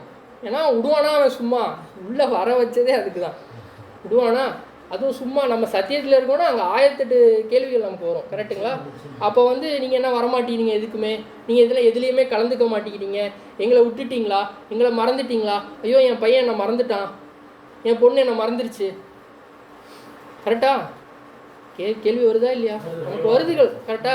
அதை கேட்டோம், ஐயோ உடனே அதுதான் சாத்தான் கொடுக்குறது. இந்த உலகத்தை கொஞ்சம் பாருப்பா, எங்களையும் பாருப்பா அப்படின்னு சொல்லும் போது கண்டிப்பாக பாருங்கள். எப்போ அவங்களுக்கு ஒரு தேவைன்னா நீங்கள் போய் நிற்கணும். ஆனால் அது அந்த நேரத்தில் அவங்களுக்கு அது தேவையில்லை. அந்த நேரத்தில் எதுக்கு அதை சொல்கிறாங்களோ உங்களை அங்கே என்ன பண்ணணும், உட்கார வைக்கணும். சத்தியத்தை கேட்க போகக்கூடாதுன்றதுக்கு ஒரு தடை. ஸோ அதை நம்ம என்ன பண்ணுறோன்னா சில நேரங்களில் ஒத்தி அப்படியே. இப்போ உதாரணத்துக்கு வேலைத்தலங்களில் சத்தியம் இல்லாத ஒரு விஷயம், இப்போ உதாரணத்துக்கு ஏதாவது ஒரு ஹிந்து ஒரு விஷயம் நடக்குது, சாக்லேட் கொடுக்குறாங்க, படைச்சி ஏதோ விஷயம் பண்ணிகிட்டு இருக்காங்க, அவங்க கூடயே போய் நிற்கிறது. இங்கே பரவாயில்ல, அம்மா இப்போ ஒட்டி இருந்தாலும் உலகத்தோடு இந்த பொதுவாக நம்ம சொல்லுவோம், உலகத்தோடு என்ன பண்ண கற்றுக்க, ஒத்துப்போ, ஒத்தி வாழ். அதுதான் சாத்தான்னு சொல்கிறான், என்னை ஒத்தி வாழ், இந்த எல்லாத்தையும் உனக்கு தரேன், ராஜ்யம் எல்லாம் நீ அனுபவி ராஜா, அனுபவி, அவ்வளோதான். அந்த தான் வந்து என்ன பண்ணுறான்னா சாத்தனம் பண்ணுறான். பிரதர் சொன்ன மாதிரி ஒரு விக்கிரக ஆராதனை, தேவனுக்கு மேலே ஒரு விஷயத்தை நேசிக்கிறோம் அப்படின்னா அதுவுமே ஆராதனை அப்படின்னு, அதுவுமே ஒரு தவறுன்னு பார்க்குறோம். நம்மளுடைய வாழ்க்கையில் நடக்கிற எல்லா விஷயமும் தேவ நீதியின்படி தான் நடக்கணும். கரெக்டாக இல்லையா? கரெக்டு. இந்த மாதிரி சில விஷயங்கள், பணம், பிரைபரி, இந்த மாதிரி விஷயங்கள்னால ஒரு ஆதாயம் எனக்கு வருன்றதுக்காக ஆஃபீஸில் ஒரு மாதிரியும் எக்லீஷியாவில் ஒரு மாதிரியும் நம்ம என்ன பண்ணக்கூடாது, இருக்கக்கூடாது. எல்லா இடத்துலையும் ஒரே மாதிரி என்ன பண்ணணும்னா தேவ நீதியின்படி இருக்கணும். எல்லாத்துலேயும் ஒரே மாதிரின்னு சொல்லிட்டு இந்த மாதிரி இருந்துடக்கூடாது. அப்படின்னா சத்தியத்தில் இருக்கிறதே வேஸ்ட்டு. அது வந்து என்னென்னா லஞ்சம் ஓகேங்களா. அந்த மாதிரி விஷயங்களையும் நம்ம என்ன பண்ணக்கூடாது அப்படின்னா இது நமக்கு லைஃப்பில் டிஃபால்ட்டாக வருது தானே. எனக்குமே சரி, எல்லாருக்குமே ஒரு சூழ்நிலை. இப்போ ஆஃபீஸில் இதை நீ பண்ணனா உனக்கு பெரிய வேலை கிடைக்கும், ப்ரொமோஷன் கிடைக்கும். இந்த ஊருக்கு நீ வந்து ட்ராவல் பண்ணனா, அவங்கள நயந்துக்கிட்டனா, ஈவினிங் கிளாஸ்க்கு போகாமல் 1 மணி நேரம் அவங்களுக்காக டைம் ஸ்பெண்ட் பண்ணனா உனக்கு வேலையில் உயர்வு கிடைக்கும். இங்கே போனால் வேலை போயிடும். கரெக்டாக வருதா இல்லையா? சூழ்நிலைகள் வருது. அந்த நேரத்தில் காம்ப்ரமைஸ் பண்ணோம். இன்றைக்கி ஒரு நாள் தானே நான் ரெக்கார்ட் பண்ணி காலையில் கேட்டுருவோம். காலையில் அதுக்கேற்ற மாதிரி இன்னொரு வேலை இருக்கும். அந்த சப்ஜெக்ட் அப்படியே போயிடும். கரெக்டுங்களா? அதில் ரொம்ப முக்கியமான ஒரு படிநிலை தேவன் நமக்கு வச்சுருப்பாரு. அதை கேட்க முடியாமல் போயிடும்.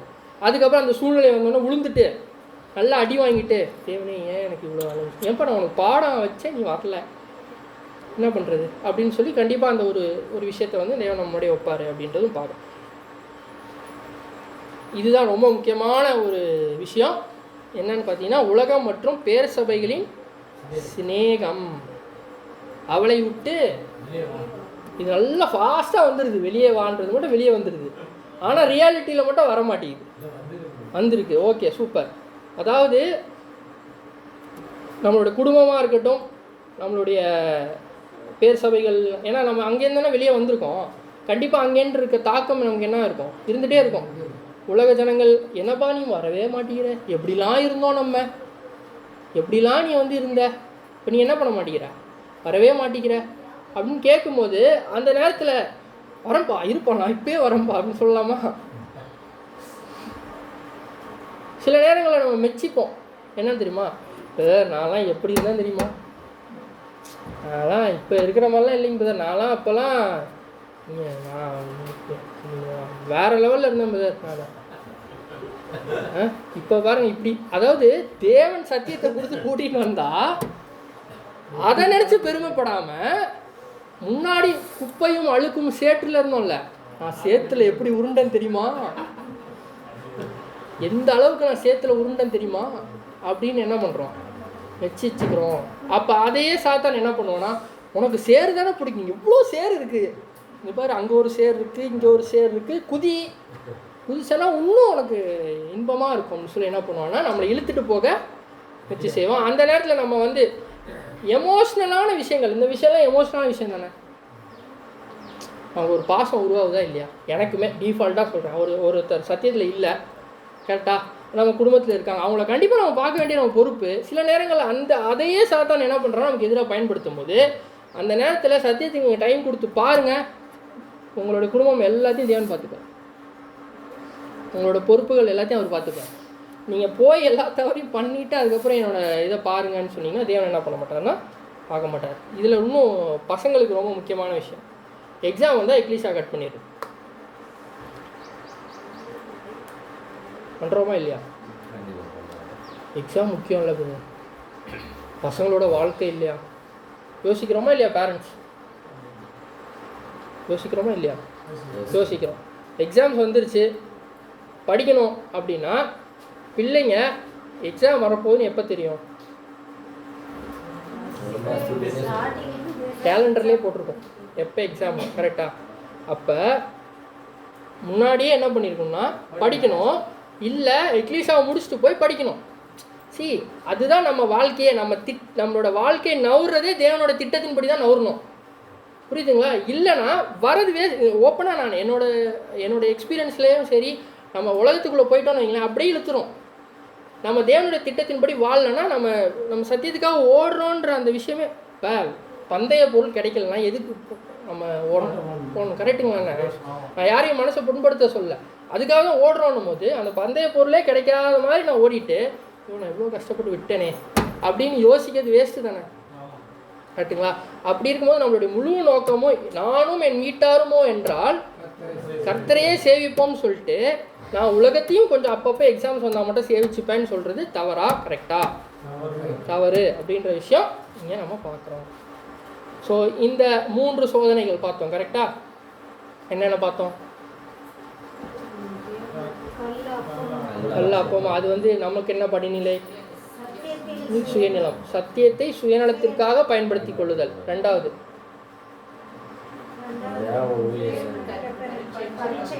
பரீட்சை பாராது இருப்பாயாக. நம்மளுடைய அனுமானிக்கிறது, அதாவது தேவன் இதை பண்ணிடுவார், எனக்கு நான் எவ்வளோ ஒரு மோசமான சூழ்நிலையை நான் பண்ணியிருந்தாலும் தேவன் என்னை காப்பாற்றிடுவார் அப்படின்னு.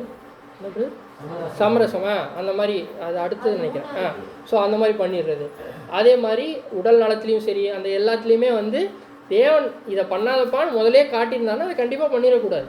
கரெக்டாக அதை விட்டுட்டு தேவன் பார்த்துப்பார், எல்லாமே தேவன் பார்த்துப்பாரு அப்படின்னு சொல்லிட்டு நம்ம என்ன பண்ணக்கூடாதுன்னா போகக்கூடாது பார்க்குறோம். மூணாவது தான் என்ன, இப்போ சகோதரர் சொன்ன மாதிரி காம்ப்ரமைஸ், சமரசம். உலகத்துக்கும் ஒரு சமரசம், தேவனுக்கும் சமரம், ரெண்டு பேருக்கும் கொஞ்சம் ஈக்குவலாக என்ன பண்ணலாம், ஒரு பேலன்ஸை கொண்டு வந்துடலாம் அப்படின்னு சொல்லி என்ன பண்ண முடியாது, பார்க்க முடியாது. முதலாவது தேவனை தான் வைக்கணும். ஆண்டவராக இயேசு முதலாவது பிதாவாகி தேவன் கர்த்தராகிய கிறிஸ்துவை அறிவதே நித்திய ஜீவன் பார்க்குறோம். ஸோ நித்திய ஜீவனுக்காக ஓடுறீங்கன்னா இந்த உலகத்துக்குள்ள ஜீவனை காப்பாற்றுறதுக்கு பிரயோஜனமே இல்லை. ஓகேவா? ஸோ அதுவும் ரொம்ப முக்கியமான விஷயம். இப்போ நான்காவதாக ஒரு சோதனை, இது வந்து அந்த 3 விஷயத்தில் இருக்காது, ஆனால் அதோட வாழ்க்கையில் நடந்த ஒரு விஷயம். இது நமக்கும் ஒப்பிச்சு பார்க்கலாம். என்னென்னா வாசிங்க, இது பண்ணுறோமா இல்லையா? கண்டிப்பாக பண்ணுவோம். ஏன்னா அது நம்ம டிஃபால்ட்டாக நம்ம பிளட்டிலே இருக்கும். காயின் பார்த்தீங்கன்னு வச்சுங்க, தீமை செய்யலை, அவர் தீமை செஞ்சால் நினச்சிக்கிட்டார். யார்? ஆபேல். ஒரே அடி. கரெக்டுங்களா? அவனை தீமை நீங்கள் கொலை செய்கிறது தான் தீமை நினைக்கக்கூடாது. அவரோட பேரை கெடுக்கணும்னு நினைக்கிறதுக்கும் சரி, அவர் சொன்னதுக்கு ஆப்போசிட்டாக நான் ஒரு விஷயத்தை சொல்லி ஆகணுன்றது என்ன தான், தீமைக்கு தீமை செய்கிறது தான். இதை கிறிஸ்து பண்ணாரா? நன்மை தான் செஞ்சார். பல்வேறு சூழ்நிலை அவருக்கு வந்துச்சு. உதாரணத்துக்கு அண்ணா கைஃபாவை போயிட்ட போகும்போது பேசினாரா? அவர் என்ன கேட்டாரோ அது பதில் சொன்னார்.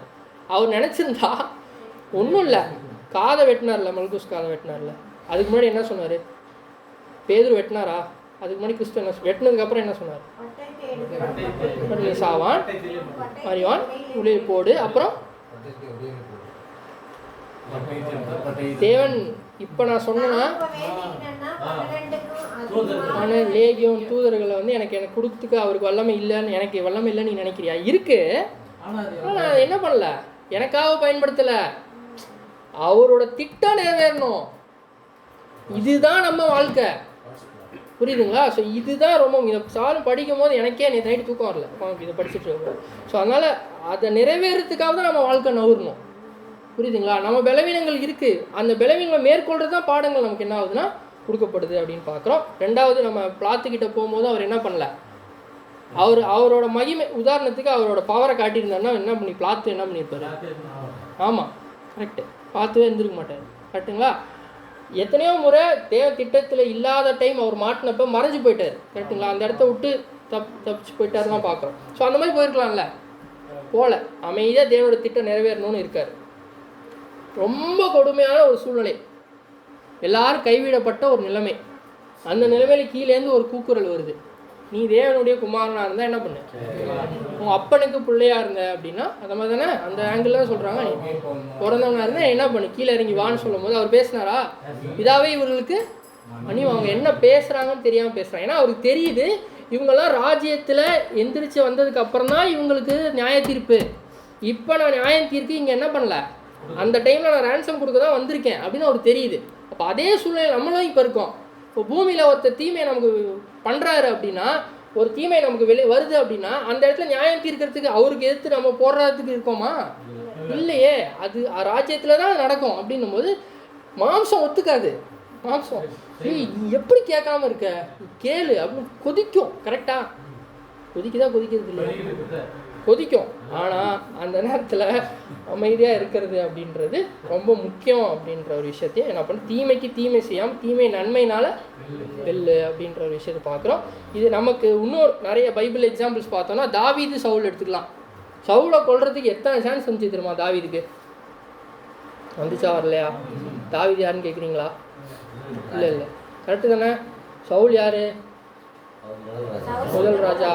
தாவீது ராஜா. தாவீதுக்கு சவுலுக்கும் என்ன பிரச்சனை?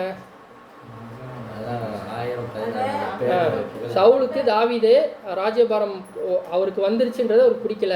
இவர் ஒரு தவறு பண்ணதுக்கப்புறம் தாவீதை கொல்றதுக்கு சவுல் துடிக்கிறாரு. ஆனால் தாவீது துரிச்சாரானா கிடையாது.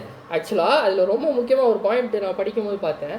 இப்போ ஒரு ராஜா இன்னொரு ராஜாவுக்கு சண்டைன்னு வச்சுங்க, ரெண்டு ராஜாவும் ஏதாவது ஒரு ஆங்கிளில் ரெண்டு பேரையும் கொல்றதுன்னு ட்ரை பண்ணுவாங்க. இது எப்படின்னா சவுல் தாவீதை கொல்ல ட்ரை பண்ணுறாராமா, தாவீது எப்படியாவது இவனை கொல்லக்கூடாதுன்னு தப்பிச்சு போகிறாராம். புரியுதுங்களா? ஸோ அந்த மாதிரி ஒரு மென்டாலிட்டியில் யார் இருக்கான்னு பார்த்தீங்கன்னா தாவீது இருந்தார். அதுக்கப்புறம் ஒரு சூழ்நிலை வந்துச்சு. என்ன சூழ்நிலை வந்துச்சு? பக்கத்தில் தூங்கிட்டு இருக்காரு சவுல். யார் கூட போனார்?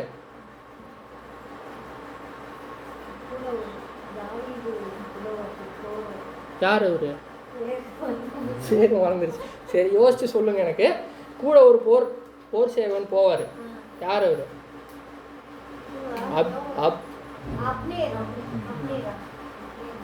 சரி ஓகே விடுங்க, நான் இருங்க. கூட போவார். நீங்கள் யோசிச்சு சொல்லுங்கள், இது ஒரு கேள்வியாகவே வச்சுக்கோங்க. கூட போகிற போர் தளபதி இருக்கார்ல, அவர்கிட்ட சொல்கிறார்.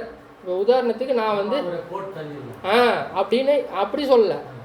தாவீது சொல்கிறாரு, வா சவுலை போய் என்ன பண்ணலாம், அங்கே கூட போட்டி இருக்காரு, போய் போகலாம்னு. இவருக்கு என்ன தோணியிருக்கோம்? போர் தளபதிக்கு சூப்பர் ராஜா என்ன கூப்பிட்ருக்கீங்க, அப்போனா எவ்வளோ என் மேலே நம்பிக்கை, என்ன பண்ணுறான்னு மட்டும் பாருங்கள், உங்களுக்காக நான் வந்து என்ன பண்ணுறேன். வந்து நேராக போனோடனே படுத்திருக்காரு அவரை. அந்த வசனம் நான் எடுக்கலை, நான் போகிறேன். அதாவது 3 குத்தெல்லாம் குத்த வேணாம், ஒரே குத்தில் குத்தி சொருகிடுறேன் அவரை நான் அப்படின்னு சொல்லி என்ன பண்ணுறாருன்னா சொல்கிறார். யார்கிட்ட? தாவீதுகிட்ட. தாவீது என்னன்னு சொல்கிறாரு, செட்டி எடுத்துகிட்டு வாப்பான்ற. அந்த வசனம் அப்படி தான் இருக்கும். அங்கே இருக்க ஈட்டியையும் ஒரு சொம்பு இருக்கும், அதை என்ன பண்ணால் எடுத்துகிட்டு அமைதியாக வா. தேவன் அபிஷேகம் பண்ணின ஒரு மனுஷனை நான் எப்படி கை போடுவேன்னு சொல்லிட்டு என்ன பண்ணுறாருன்னா தாவீது அமைதியாக வராது பார்க்கலாம். ஸோ இது வந்து ஒரு எக்ஸாம்பிள். அவரை அடிக்கிறதுக்கு பர்ஃபெக்ட் சொல்யூஷன், பர்ஃபெக்ட் சான்ஸ் இருக்குது. உங்களுக்கும் அதே மாதிரி பர்ஃபெக்ட் வாய்ப்பு இருக்குது. ஆனால் என்ன பண்ணக்கூடாது, செய்யக்கூடாது. தீமையை நன்மையினால் வெல்லணும். 2வது, மோசேயுடைய சகோதரி மிரியம், கரெக்டுங்களா? மிரியம் என்ன பண்ணாங்க? நிறைய பண்ணாங்க. எதை கேட்குறீங்கன்றீங்களா? மோசே அதாவது ஒரு அந்நிய ஸ்திரியை வந்து அவர் விவாகம் பண்ணியிருப்பார். யாரு? சிஃபோரால், கரெக்டுங்களா? சிஃபோராலுக்கு வந்து மோசேயோடைய மனைவியாக இருக்கிறதுனால எல்லாரும் அவங்க பேச்சை கேட்டுருவாங்களோன்னு பயந்து இவங்க என்ன பண்ணுவாங்க அப்படின்னா, யார்? மிரியம். மோசையை கூட இனிமேல் தேவன் பேச மாட்டார், என்கிட்டையும் ஆரோன்கிட்டையும் என்ன பண்ணுவாங்க, பேசுவாருன்னு சொல்லிட்டு என்ன பண்ணுவாங்கன்னா மொத்த பாளையத்துக்கிட்டையும் போய் சொல்லுவாங்க. உடனே அவங்களுக்கு என்னாச்சு? குஷ்டரோகம் வந்துருச்சு. அப்போ இதை வந்து கண்டிப்பாக மோசே பார்த்துருப்பார். ஆனால் மோசே என்ன பண்ணலன்னா அவங்களுக்கு இல்லை பொய் அவங்க சொல்கிறதுல ஏன் பிரச்சனை என்ன பண்ணல, அவர் ஒன்றுமே பண்ணல. தேவனே அவங்க என்ன ஆயிடுச்சுன்னா குஷ்டரோகம் வந்ததுக்கப்புறம் போய் ப்ரேயர் பண்ணது யார்? மோசே தான் பண்ணார். அப்போ உங்களை சபிக்கிறவர்களுக்காக என்ன பண்ணுங்க, ஜெபம் பண்ணுங்க அப்படின்ற விஷயமும் வருது. 3வது நம்ம பார்க்குறோம் ஸ்தேவான், கரெக்டுங்களா? ஸ்தேவானை அடித்து கொண்டாங்கல்ல, கொண்டவங்களுக்காக அவர் என்ன தான் பண்ணார்னா ப்ரேயர் தான் பண்ணார், கரெக்டுங்களா? ஸோ அந்த விஷயத்தையும் நம்ம பார்க்குறோம். ஸோ இது ரொம்ப ரொம்ப ரொம்ப ஏன் இதை வந்து இப்போ பார்க்குறோன்னா, இதை மட்டும் பண்ணிட்டோன்னா சபை வாய்ப்புக்கு நெருங்கிடும். ஆனால் இதை ஒன்று தான் நம்மளால் பண்ணவே முடியாது. ஏன்னா சத்துருகளையும் சிநேகின்ற அந்த 3வது ஒரு படிநிலை இருப்பாருங்க, ரொம்ப ரொம்ப ரொம்ப ரொம்ப கஷ்டம். ஸோ அதை பண்ணணுன்றது தான் நம்மளுடைய நோக்கமாக இருக்கும். இது நம்ம ப்ராக்டிக்கலாக பார்த்தோம் அப்படின்னா வேலைத்தளம் நல்ல சான்ஸ் வரும். அவர் இப்போ பாருங்கள், நான் இப்போ சொல்கிறதுனால அவர் எப்படி மாட்டி விட்றான் பாருங்கள். வாய்ப்பு இருக்குமா இருக்காதா? நமக்கு டிட் ஃபார் டேட், அதாவது பதிலுக்கு பதில் பண்ணக்கூடிய சூழ்நிலைகள் வரும். அந்த நேரத்தில் நம்ம என்ன பண்ணோம் ஏன்னு பார்த்துப்பாரு. இதை நான் பண்ணுறதுனால என்னோடய புதிய சிருஷ்டிக்கு பாதிப்பு வருமா? வரும். நான் பண்ணல. சிம்பிள். என்னுடைய திட்டத்தில் இது இருக்கா? கிறிஸ்துவ தானே யோசிச்சிருப்பாரு. அண்ணா கைஃபா பேசும்போது பாப்பா பார்த்துடலாமா, நியாயப்பிரமாணத்தை எடுத்து பேசலாம் அப்படின்னு உட்காந்தாரா? இல்லை. என்னோடய திட்டத்தின்படி நான் இங்கேருந்து போகணும், நான் அமைதியாக இருந்தேன்னா அடுத்தது அனுப்புவாங்க, அடுத்தது நான் மறிப்பேன், அடுத்து என்னோடய ஒர்க்கை நான் பார்க்கணும், அவ்வளோதான். அதே மைண்ட் செட்டில் தான் நம்மளும் வந்திருக்கோம். அப்படி இருக்கும்போது நம்மளுடைய நோக்கமும் அப்படி தான் இருக்கணும் அப்படின்னு பார்க்குறோம். குடும்பத்தில் இது நம்ம சொல்லவே தேவையில்லை. நீ சொல்கிறியா, நானும் சொல்கிறேன், நான் சொல்கிறேன்னா இந்த மாதிரி வருதா இல்லையா சூழ்நிலைகள்? உதாரணமாக சொல்லணுன்னா, ஒரு கணவன் 20 வருஷம் முன்னாடி பண்ணதை கூட மனைவி தெளிவாக நான் வச்சுருப்பாங்க. அதே மாதிரி மனைவி பண்ணதை கணவன் நான் வச்சுருப்பேன். நான் வச்சுருக்கேன்னு சொன்னீங்கனாலே அப்போ அங்கே வந்து என்னென்னா அது என்னைக்காவது ஒரு நாள் மைண்டில் வந்து அன்னைக்கு பண்ணேன், இப்போ நான் அதே பண்ணுறேன் அப்படின்னு அந்த டிட் ஃபார் டேட், அதாவது பழிக்கு பழி, தீமைக்கு தீமை அப்படின்ற விஷயத்த நம்ம என்ன பண்ணக்கூடாதுன்னா குடும்பத்துலேயும் பண்ணக்கூடாது, முக்கியமாக சபையிலையும் என்ன பண்ணக்கூடாது அப்படின்னா பண்ணக்கூடாது அப்படின்ற ஒரு விஷயத்தையும் பார்க்கணும். ஸோ இதுதான் இந்த பாடத்துடைய மைய கருத்து. நமக்கு வர நூதனமான, அதாவது வினோதமான சோதனைகள், கரெக்டுங்களா? புதிய சிருஷ்டிக்கு ஏற்படும் வினோதமான சோதனைகள். அந்த சோதனைகளை ஃபஸ்ட்டு யார் ஜெயிச்சா அப்படின்னு பார்த்தீங்கன்னா நம்ம ஆண்டவராகிய இயேசு கிறிஸ்து. ஜெயிச்சதுனால தான் நமக்கு அவர் என்னவாக இருக்காருன்னா மத்தியஸ்தராக இருக்காருன்னு பார்க்குறோம். ஆக்சுவலாக உலகத்துக்கு இப்போ அவர் மத்தியஸ்தரானா கிடையாது, அது நல்லா புரிஞ்சுக்குங்க. சபைக்கு மட்டும்தான் அவர் மத்தியஸ்தர். உலகத்துக்கு மத்தியஸ்தம் பண்ண போகிறவங்க யார்? சபை, கிறிஸ்து. அது 1000 கண்ணுக்கு தெரிய ராஜ்யத்தில் நடக்க போகுது. அப்போ இப்போ இருக்கிற புதிய சிஸ்டங்களுக்கு மத்தியஸ்தர் ஆண்டவராகி இயேசு கிறிஸ்துனும் போது ஏன் நம்மளால் பிதாவாகிய தேவன் தானே மன்னிக்கிறாரு, டாப் பொசிஷன். ஏன் தேவன் கிட்ட டேரெக்டாக போகாமல் கிறிஸ்து மூலியமாக போகிறோம்? கரெக்டு. இப்போ பார்த்த சப்ஜெக்ட் வச்சே யோசிங்க. ஏன் கிறிஸ்து மூலியமா போகணும், ஏன் தேவன்கிட்ட டேரெக்டாக போக முடியாது?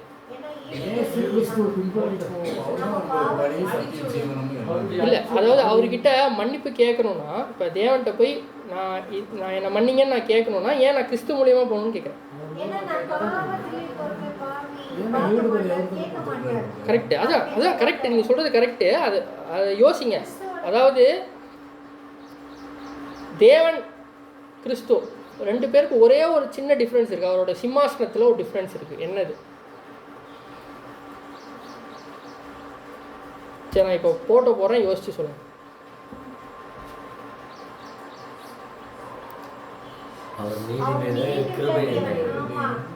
கரெக்டுங்களா? கிருபாசன மண்டையில் தைரியமாய் போவோம்னு சொல்லிட்டு வசனம் இப்போ தானே பார்த்தோம் நம்ம. கரெக்டுங்களா? இப்போ வாசிடுங்க எபிரேயர் 4 தானே, 4 லாஸ்ட் வேர்ஸ் 16, 17 15, 16.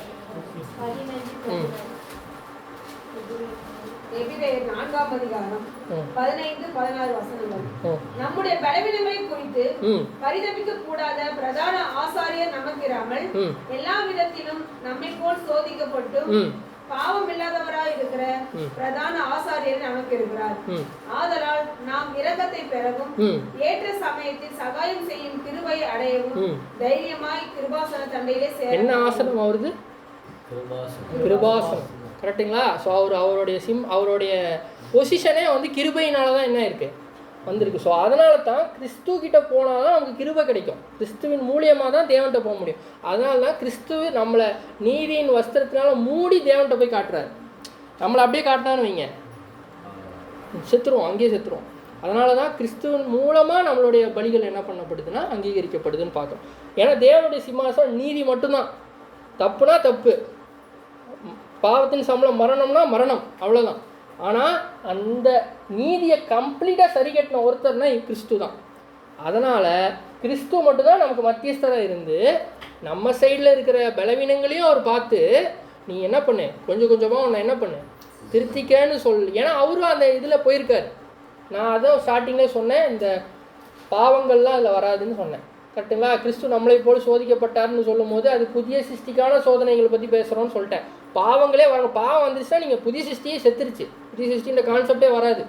ஆவில் ஜெனிப்பிச்சாலே அந்த வரல அங்கே, புரியுதா? ஸோ புதிய சிருஷ்டிக்கான சோதனைகள்னு வரும்போது அந்த சோதனைகளுக்கு தான் அவர் என்ன பண்ணுறாரு, நமக்காக பரிஞ்சு பேசுகிறாரு. யார்கிட்ட அப்படின்னா பிதாவாகிய தேவன்கிட்ட. அதனால தான் அவருடைய சிம்மாசனத்துக்கு நம்ம கிருபாசனம் முன்னாடி நம்ம வரோம் அப்படின்ற விஷயத்தையும் பார்க்கணும். ஸோ அதுதான் தைரியமாய் போக கடவோம் அப்படின்ற விஷயத்தையும் இங்கே நம்ம பார்க்குறோம். ஸோ இதுதான் இந்த பாடத்தினுடைய ஒரு கோர் கான்செப்ட். ஸோ இதில் உங்களுக்கு புரிஞ்சுது அப்படின்னா சொல்லுங்கள். இல்லை ஏதாவது டவுட்ஸ் இருந்தாலுமே நீங்கள் தாராளமாக என்ன பண்ணலாம் கேட்கலாம்.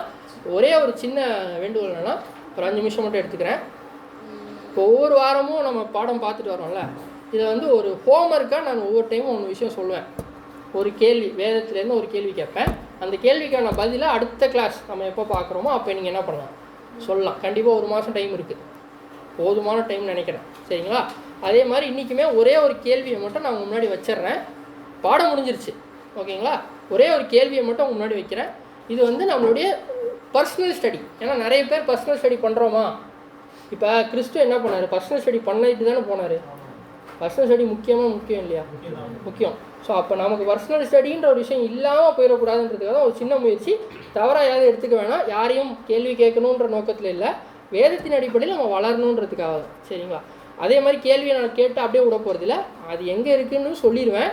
நீங்கள் அதை தேடுறது உங்களுடைய, தேடி வாசிங்கன்றது மட்டும்தான் உங்களுடைய விஷயம். சரிங்களா? கேள்வி என்னன்னா, வார்த்தை லோகோஸ் படிச்சிருக்கீங்களா இல்லையா? வாசிங்க யோவான் 1:1.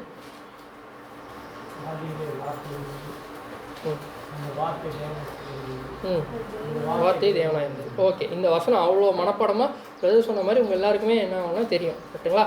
Logos. Logos, who is logos? Logos அப்படின்னா யார் அப்படின்ற ஃபஸ்ட்டு கேள்வி. சரிங்களா? ரெண்டாவது, மிகாயேல் மைக்கேல் அப்படின்றவர் யார்? ரெண்டாவது கேள்வி.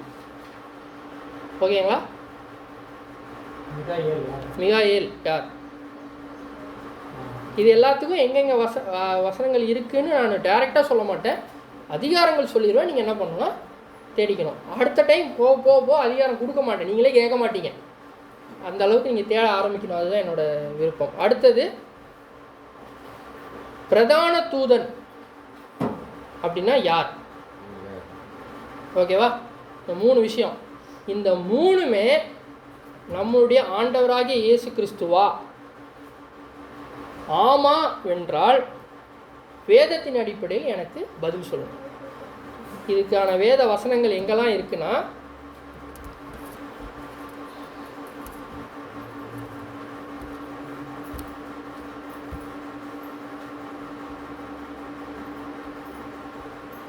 இப்போ நம்ம பார்த்த மாதிரி யோவான் 1:1 பார்த்தோம். ரெவலேஷன் வெளிப்படுத்தல் ஃபஸ்ட்டு அதிகாரத்திலே இருக்குது. நான் ஏன் இதை எடுத்தேன்னா, நீங்கள் வெளிப்படுத்தல் படிச்சுட்டு இருக்கீங்கன்னு கேள்விப்பட்டேன். அப்போ கண்டிப்பாக எல்லாம் தரவாக இருப்பீங்க. கரெக்டா? அதனால் வெளிப்படுத்தல் 1ஆம் அதிகாரத்தில் ஒரு வசனம், அதை நீங்கள் எக்ஸாம்பிள் இதுக்கு ஒப்பிட்டு எடுத்துக்கலாம். எதுக்குன்னா, முதல் கேள்வி லோகோஸ்னால் யார், அவர் எப்போ அவருடைய தொடக்கம் இருந்துச்சு அப்படின்ற விஷயம் அப்படின்லாம் நீங்கள் என்ன பண்ணணும்னா அதில் யோசிச்சு, லோகோஸ்னால் இவர் தான் பிரதர், இதுக்கு வசனம் இங்கே இருக்குது பிரதர், நீங்கள் என்ன பண்ணலாம் சொல்லலாம். தவறே கிடையாது, வசனத்தின்படி நீங்கள் சொன்னீங்கன்னா தவறே கிடையாது. ஓகேவா? அடுத்தது ரெண்டாவது என்ன கேட்டோம்? மிகாயேல். கரெக்டுங்களா? மிகாயேல் அப்படின்னு எடுத்துக்கிட்டோன்னா, தானியேல் 10ஆம் அதிகாரத்தில் அதுக்கான எக்ஸாம்பிள்ஸ் இருக்குது, வசனங்கள் இருக்குது. அதுலேருந்து நீங்கள் என்ன பண்ணலாம் அப்படின்னா தேடி மிகாயேல் யார் அப்படின்றத நீங்கள் கண்டுபிடிக்கணும். மூணாவது, பிரதான தூதன். இது எங்கே இருக்குது அப்படின்னு பார்த்தீங்கன்னா, 1 தீமோத்தேயு 4ஆம் அதிகாரத்தில் இருக்குது. இந்த வசனம் எங்கே இருக்குது நான் சொல்ல மாட்டேன், நீங்கள் தான் தேடணும். ஒரு அதிகாரம் தேடலாம்ல, பிரச்சனை இல்லைல்ல. 1 மாதம் இருக்குது, ஒரு நாளைக்கு நீங்கள் ஒரு லைன்னா கூட தேடிடலாம். அதனால் 1 தீமோத்தேயு 4ஆம் அதிகாரம் அதில் எங்கே இருக்குதுன்னு தேடுங்க, தாராளமாக கேட்கலாம். அதே மாதிரி வெளிப்படுத்தல் 12லேயும் அதை பற்றி இருக்குது. ஓகேங்களா? இது எதை பற்றி சொன்ன இப்போ கடைசியாக பிரதான தூதன். இப்போ இந்த 3 பேருமே ஆண்டவராகிய இயேசு கிறிஸ்துவா? இல்லைனாலும் எனக்கு ப்ரூவ் பண்ணுங்கள் வசனத்தின் மூலயமா, ஆமானாலும் எனக்கு ப்ரூவ் பண்ணுங்க. புரியுதா? இதில் ஏதாவது கஷ்டம் இருக்கா, இந்த மாதிரி ஏதாவது கேட்குறதுனால எனக்கு பிடிக்கல அப்படின்னா நீ தாராளமாக தெரிஞ்சுக்கலாம். ஓகேவா? ஸோ இந்த 3